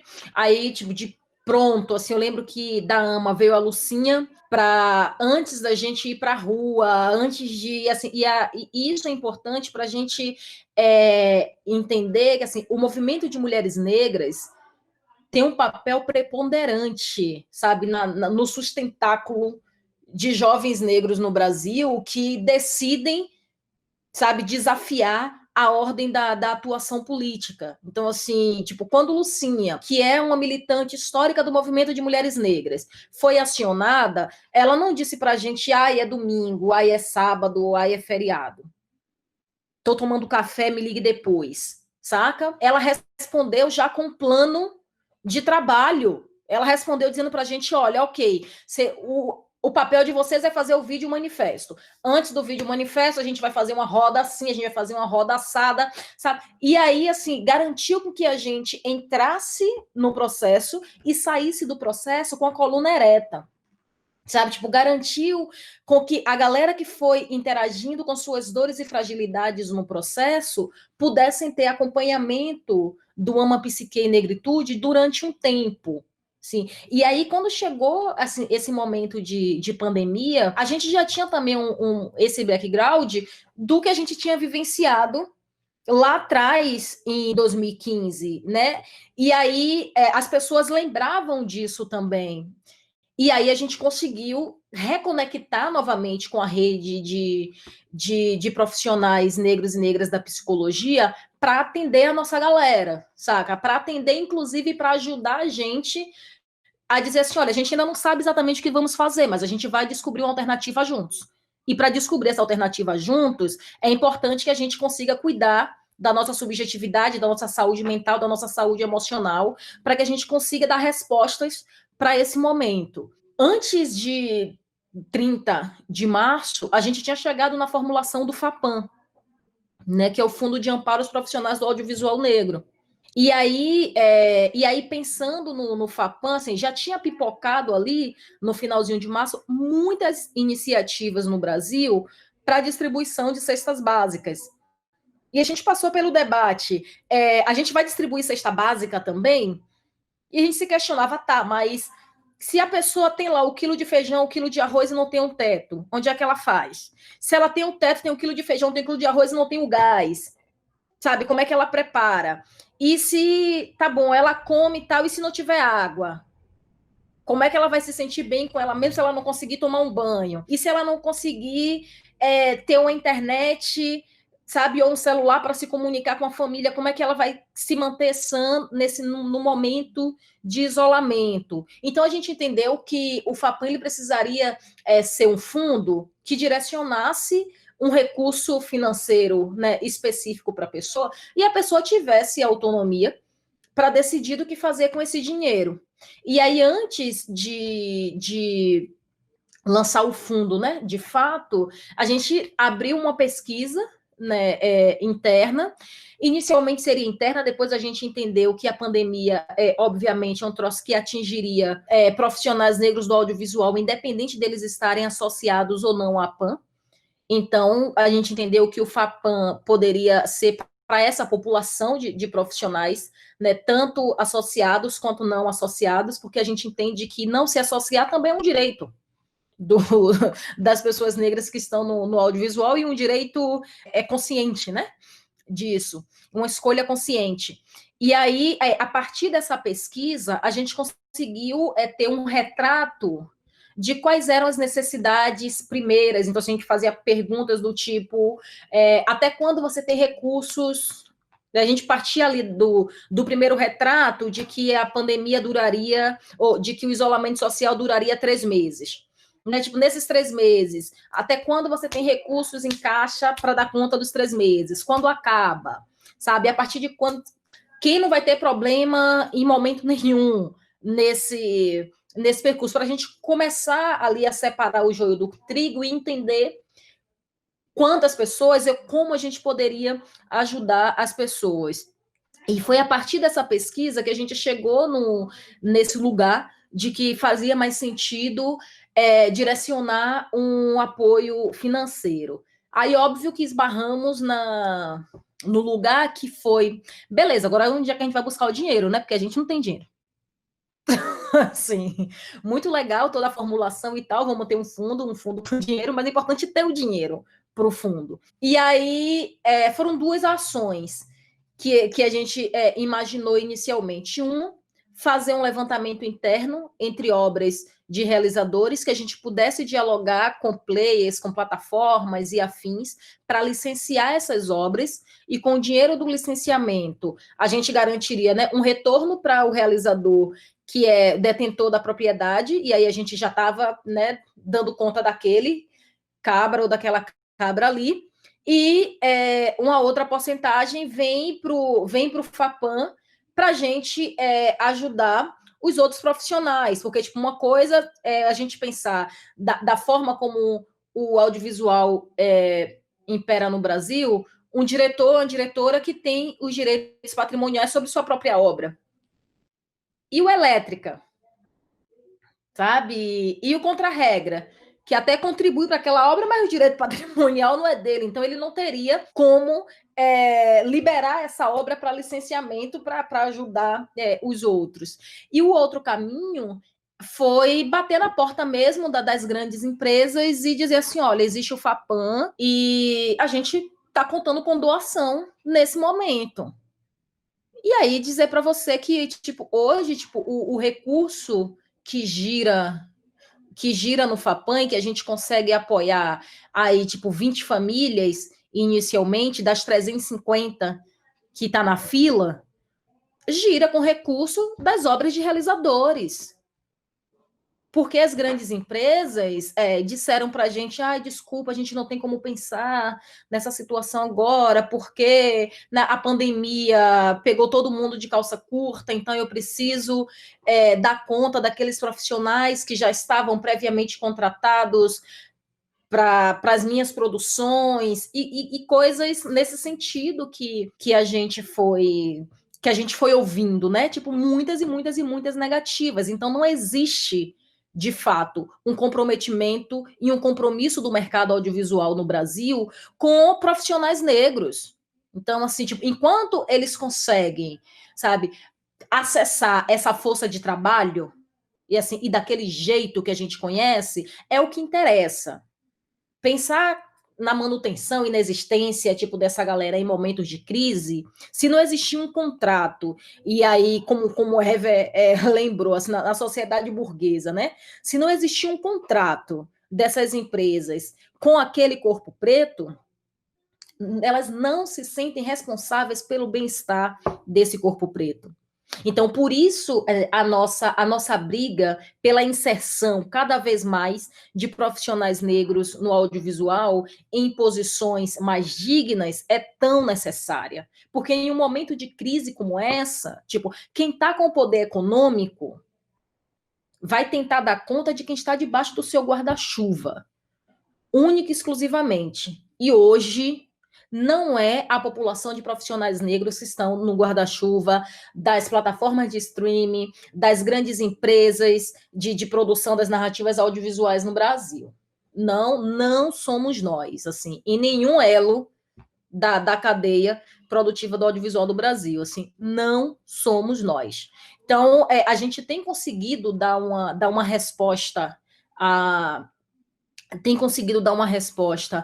às crises geradas pela pandemia, ainda a partir das tecnologias e solidariedades das comunidades negras, sabe? Então, assim, foi dialogando com a rede de profissionais negros da psicologia que a gente conseguiu e a gente tem conseguido amparar os profissionais negros do audiovisual, sabe? É dialogando com os profissionais que cederam as suas obras para licenciamento que a gente tem conseguido dar um retorno para a família de profissionais que não teriam obras próprias para licenciar.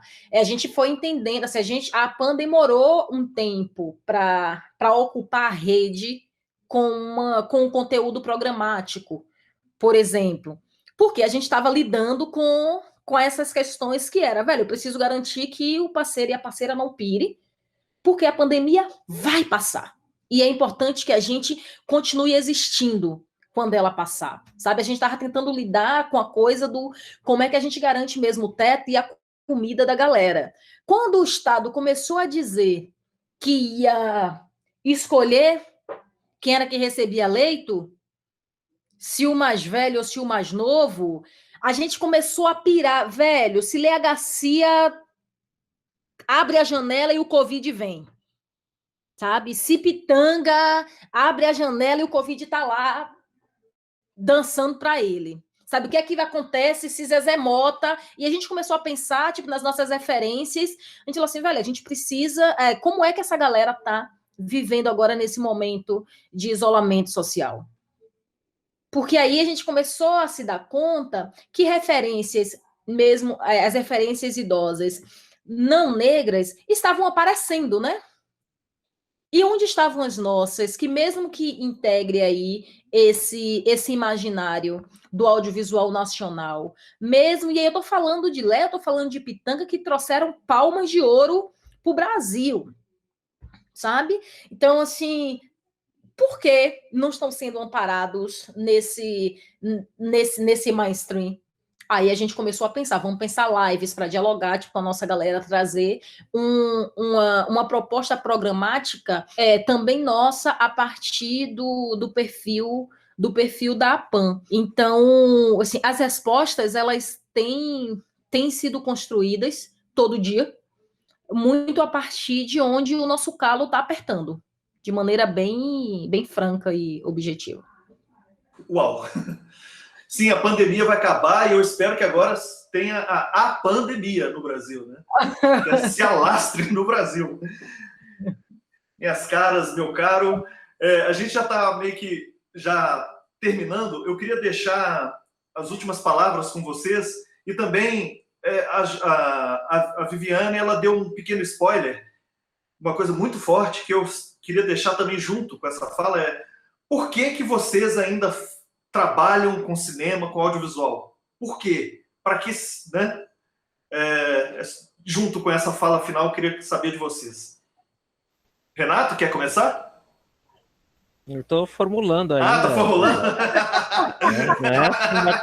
Não, né? Aqui uma roupa é sacanagem. Porque, né, poderia estar... Eu manjo também de carro, né? Eu manjo de alvenaria. Poderia ser arquiteto, né?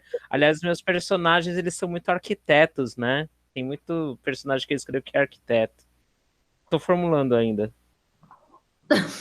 Já jogou umas sementes aí. É por isso que tem que ser cineasta, gente. Ele é um formulador. Eu diria assim que, na verdade, eu faço outras coisas também. Inclusive, para quem não sabe, eu sou cabeleireira, faço bem um monte de coisa, faço arte, faço artes plásticas, pinto retrato, faço um monte de coisa, enfim. Mas eu penso em estar no cinema ainda, porque, primeiro, que é o que eu sei fazer de melhor, e que eu já invisto há quase 14 anos, né, nas coxas, e eu acho que não é agora que eu tenho que desistir, eu sei que é difícil. Minha família é de artista, então, quando eu fui lá, na faculdade, tinha opção lá filosofia e opção artes plásticas e tal. Por sorte, eu fui para artes plásticas, porque se estivesse na filosofia, estava mais fodida ainda. Então, escolhi fazer artes visuais e depois fazer cinema, porque eu acho que são lugares muito estratégicos. Eu acho que são lugares, né? Como eu falei a você, a gente não pensa esse lugar só como um lugar de você é artista. Não é assim que a arte entra na nossa vida, né? Aí se esbarra logo com lugares muito estratégicos. Eu acho que a arte é um lugar muito estratégico. E o cinema é um lugar muito potente. Então, não é só simplesmente para fazer filme, e não é só isso, né? É muito mais. E é porque é o que eu sei fazer de melhor, né? Quer dizer, eu acho, né? Então, assim...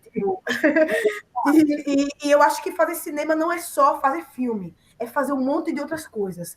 Então, eu acho que é uma arte extremamente potente e interdisciplinar.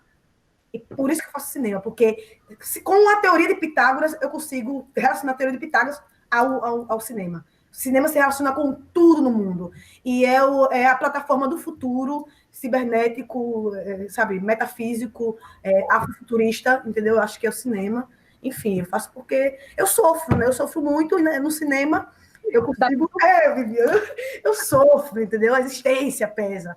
E aí, no cinema, eu conseguir esse lugar de me expressar, né? Expressar minhas potências, né? Desde vários lugares e tal, né? E agora, ainda mais, né? Não desistir, porque eu tenho certeza que porque encontrei profissionais negros nesse caminho, porque com 14 anos de cinema eu já estava meio sabe? De repente, me encontro com uma série de profissionais, de filmes, sabe? E isso né?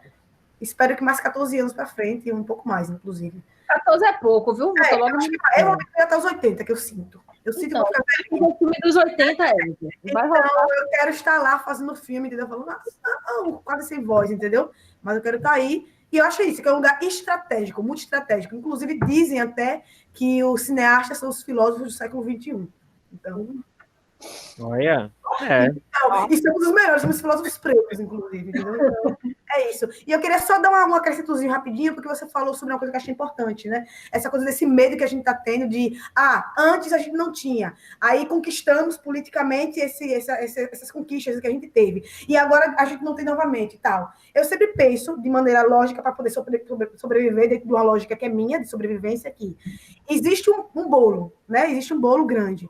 E aí existem várias fatias. Eu nunca comi Uma fatia do bolo. entendeu? Se o bolo não existe, qual é a diferença? A existência dele. Matemática pura. Não tem, ou seja, a gente consegue fazer filme bom com pouco dinheiro, e sempre fez. Os brancos com muito dinheiro fizeram filmes muito ruins. E agora que não tem dinheiro, a gente sabe como fazer bem. E eles talvez tenham um pouco mais de dificuldade. E agora as produtoras grandes nunca vão nivelar com a gente, obviamente, né? As grandes fizeram um pouco isso, a gente ficou no mesmo lugar, mas isso é legal, é concorrência. Agora vamos ver quem sobrevive. Sobrevive a resistência, né? Então, enfim, é isso que eu queria falar. E eu tô nessa porque é um lugar de sofrimento e eu gosto de sofrer.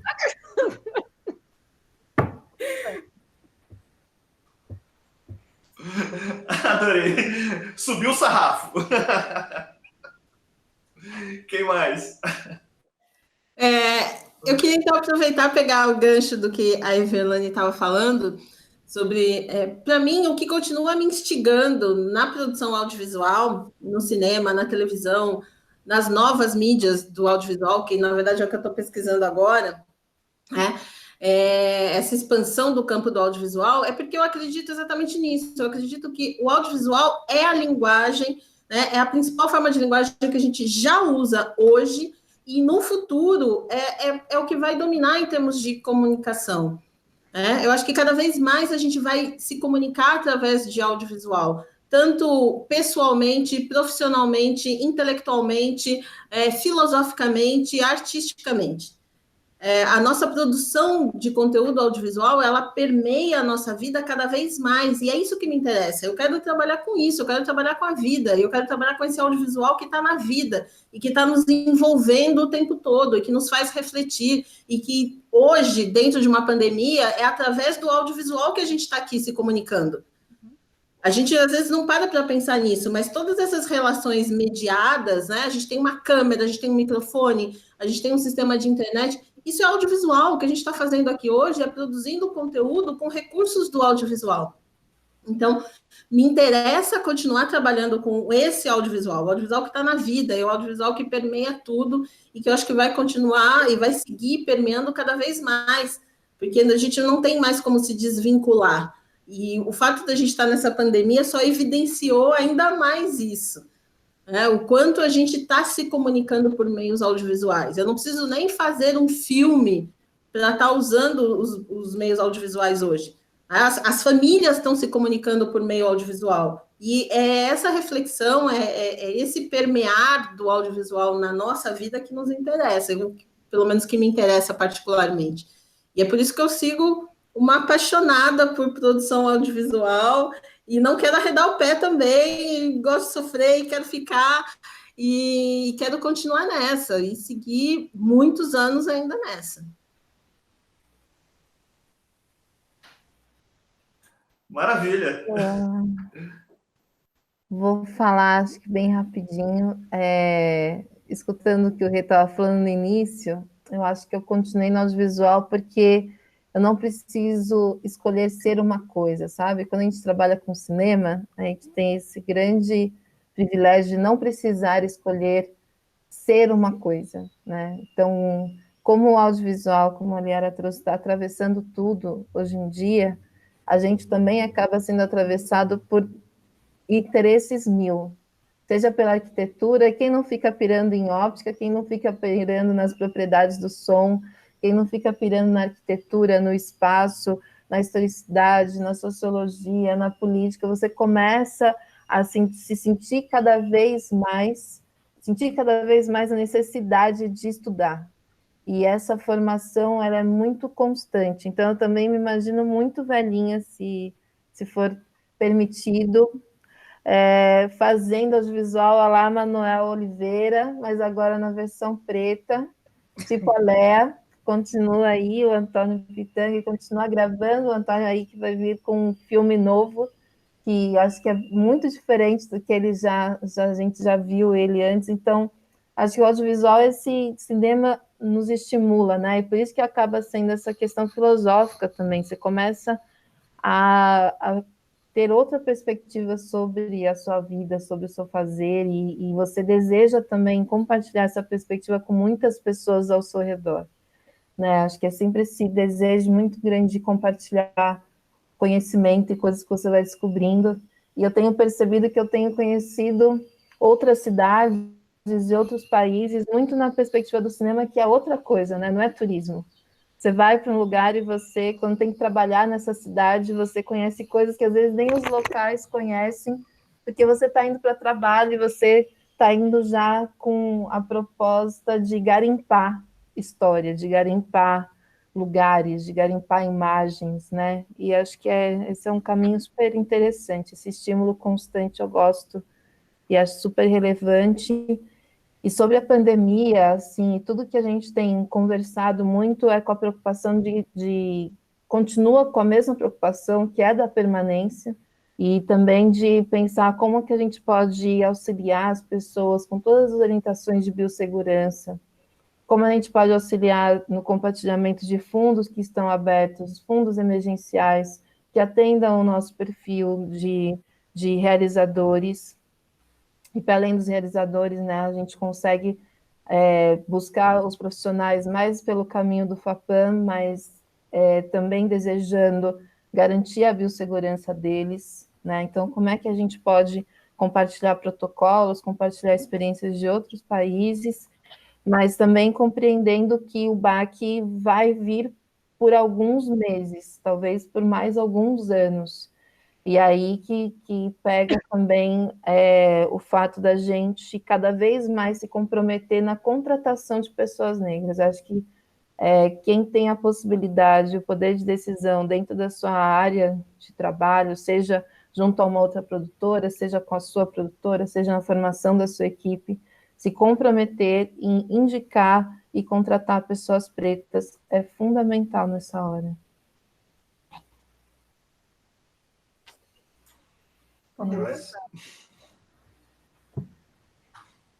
Renato vai falar ou ele vai fazer exercício? Aqui rebolando um pouco. Eu vou falar. Interessante que eu venho das exatas, né? Eu sou eletrônico. Olha só. Rapaz, vê, né? E aí eu fiz Cefet. Eu fiz Cefet em eletrônica. Eu também. Depois eu fui fazer educação física. Eu fiz telecomunicações. A Joyce também tem esse passado aí. A gente pode formar um Embratel, né? Né? Aí eu fui para o cinema. Interessante, porque eu nunca fui cinéfilo. Não, sei lá, eu gostava de ver filme, mas não os filmes assim do tipo De Volta para o Futuro. Apesar de usar hoje em dia muito esses filmes bem sessão da tarde, das minhas aulas, nos começos das aulas de roteiro, né? Vou até sentar aqui um pouquinho. E aí é interessante que eu na adolescência, eu lembro que na TV Cultura passava um ciclo de cinema africano, aí passava cinema turco, passava cinema de alhures aí, né? Do mundo todo. Aí eu notava que esses filmes, eles eram diferentes, eles estavam trazendo alguma coisa diferente que eu não sabia identificar o que era, que esses filmes de Hollywood, que você sabe o que vai acontecer, o cara explode, faz a zorra toda, o carro explode, aqueles filmes eles não estavam falando assim, era previsível a história, né? Aí isso ficou na minha cabeça, assim. E quando eu comecei a trabalhar, eu trabalhei em Embratel, trabalhei nesses lugares, a gente vai lidando também com as questões raciais, assim, por mais que eu sempre soube que eu fosse negro, né? Acho que quando ainda a gente é jovem e a gente ainda está meio perdido nas referências, a gente ainda dá uma chance, né, para o mundo. Não, o mundo é bom e tudo mais, a Embratel é boa. E não é isso, sabe? Eu comecei a sofrer muito nesses lugares. E quando eu comecei a sofrer muito, até por contas que depois eu fui entender que eram questões raciais, eu fui me refugiar tanto em alguns livros, né, algumas histórias, quanto naqueles filmes que eu tinha visto, né? Eu fui procurar, o que era aquele cara o Gito Ingrato, por exemplo, que é o filme da Costa do Marfim, quem que fez, né? O cara que volta, que vai para a Europa, muda a cabeça e volta para a Costa do Marfim e volta com a cabeça virada, meio branca, né? Aí esses filmes eles me fizeram muito, sabe? Eu lembro que eu gostava muito do Eles Não Usam Black Tie, né? Meus pais sempre foram operários, né? Eu gostava muito do personagem do Milton Gonçalves, né? Que ele é um sujeito que tá olhando à frente ali naquele filme, né? Então eu sempre admirei muito esses personagens.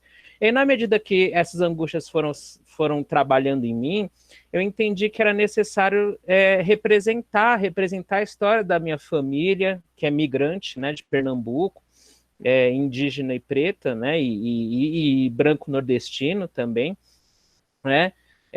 E aí, nesse sentido, cada vez mais eu entendi que era necessário contar essas histórias. E não à toa que quando eu estava no começo da faculdade, ali em 2002, estava explodindo Cidade de Deus, aquela zorra toda lá, e aquilo me angustiava cada vez mais, que, assim, eu ficava pensando, putz, será que essa galera vai ter chance, né, de desembocar a carreira e tudo mais, né? Depois você vê o documentário Cidade de Deus 10 anos depois, aí, enfim. Mas aquilo me angustiava muito e eu precisava falar, né? E aí acho que eu vou precisar falar até ficar velhinho. Mas se também não der certo, mas vai dar certo, o audiovisual vai dar certo, mas eu estou investindo na carreira aqui, eu estou até treinando, eu vou rebolar um pouco, viu? Porque, olha só, é bom, estou tratando da lombar, né? E quando a gente alivia a balança raba, poxa, olha que alívio, viu? Que bom, né? Acho que esse povo que dança funk não tem problema de lombar. A gente fica aqui escrevendo. Olha, cineasta, o que mais faz? Fica na frente do computador escrevendo o projeto, o personagem é assim, assim, assado, não sei o quê, o personagem, o documentário, o roteiro de documentário, né, futurologia. Aí tá lá assim, daí fica sentado, principalmente agora, né? E, enfim, e agora eu tô descobrindo isso. No final das contas. Eu faço memes, viu? Não, com certeza. Eu tenho a impressão de que aproveitei menos minha raba também. Eu poderia ter... né? Rebolado mais a raba depois. Se você. Aí recomendo. Eu vou ter que tirar de polo, aí eu vou ter que ir para a audiência. Haja malemolência. Haja malemolência. Vivi. Gente, que pergunta difícil, hein, Mauro? Eu vou dizer um negócio a você. Eu sou uma polivalente confessa. Eu nunca me vi fazendo uma coisa só na vida. Eu nunca consegui. Desde que me entendo por gente, eu sempre estive fazendo muitas coisas. E aí, o cinema me permite fazer muitas coisas sem eu precisar ficar justificando para o mundo que eu gosto de fazer muitas coisas, entendeu? Então, assim, eu cansada da pergunta do nossa, menina, como você consegue fazer tantas coisas?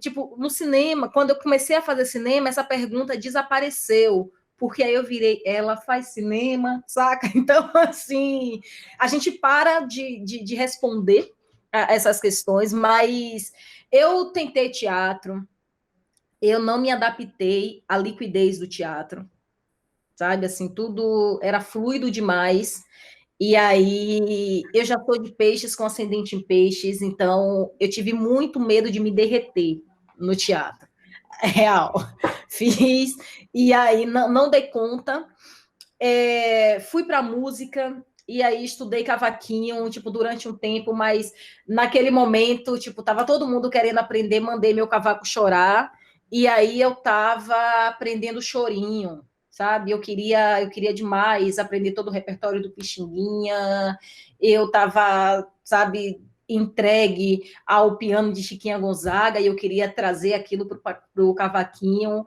mas aí era solitário demais da conta. Então, assim, a vida da musicista é um lugar, tipo, de solidão muito grande, de solidão, de melancolia, sabe? Literalidade, um negócio assim, e assim, aí você olha para o lado, você só tem um instrumento para conversar, e eu repito, eu já sou de peixes com ascendente em peixes, então eu tive medo de ser lida como louca se eu continuasse só na minha relação com aquela visceralidade com a música, assim, a música instrumental, né? E aí, e eu gosto de gente, eu gosto de gente, sabe? Assim, eu gosto. Eu não sei por que não, mas eu gosto de gente. No cinema, você consegue fazer com muita gente, ser visceral, com um bocado de gente maluca ao mesmo tempo, numa intensidade, numa visceralidade, num negócio assim, a partir de uma ideia. E quando você termina, você consegue falar com um monte de gente. Então, assim, você precisa, sabe? Você precisa de gente o tempo todo fazendo cinema em uma quantidade, assim, que me dá conforto, saca? Eu acho que, assim, por menor que seja a sua equipe, você precisa ter no mínimo 7 pessoas, velho. Isso é massa, 7 caminho de algum, tá ligado? Então, assim, você precisa de gente, você não consegue fazer só, sabe? Eu gosto do desafio do audiovisual, porque você precisa se pensar o tempo inteiro em relação ao outro, em relação ao próximo, na relação com quem você está trabalhando, na relação com o personagem que passa a ser um outro cidadão ou cidadã no processo, na relação com a audiência, sabe, de fazer, e eu gosto de fazer cinema de uma maneira que seja comunicável, né? E que, assim, porque eu gosto de gente, então eu quero que muita gente acesse. Quero que muita gente compreenda, e eu fico puta quando não rola, e porque eu continuo fazendo. Porque eu ainda não consegui fazer de um jeito que eu comunique com tanta gente quanto eu quero comunicar. É no mínimo 54% da população brasileira. Sabe? E a minha narrativa ainda não é acessível para 54% da população brasileira. Tanto pela questão da distribuição, quanto pelo aprimoramento narrativo mesmo. Então, eu espero que, quando eu chegue lá, nos meus 80, e esteja co-dirigindo com Ever, com produção executiva de Joyce e atuação de Renato balançando a raba, e Liara me dando ali para a gente o suporte na primeira assistência de direção, eu consiga assim, narrar de uma maneira que, no mínimo, 54% da população brasileira compreenda. E se não compreender o filme inteiro, que compreenda Renato balançando a raba? Vai ser massa. Maravilha, balançar gente. A raba é um ato político. Eu concordo. A raba preta. Meus caros, o tempo está se esgotando. Eu vou dar nesse set de filmagem virtual, vou ter que dar o corta, né? Vou parar de gravar. Então, aqui, onde que é corta?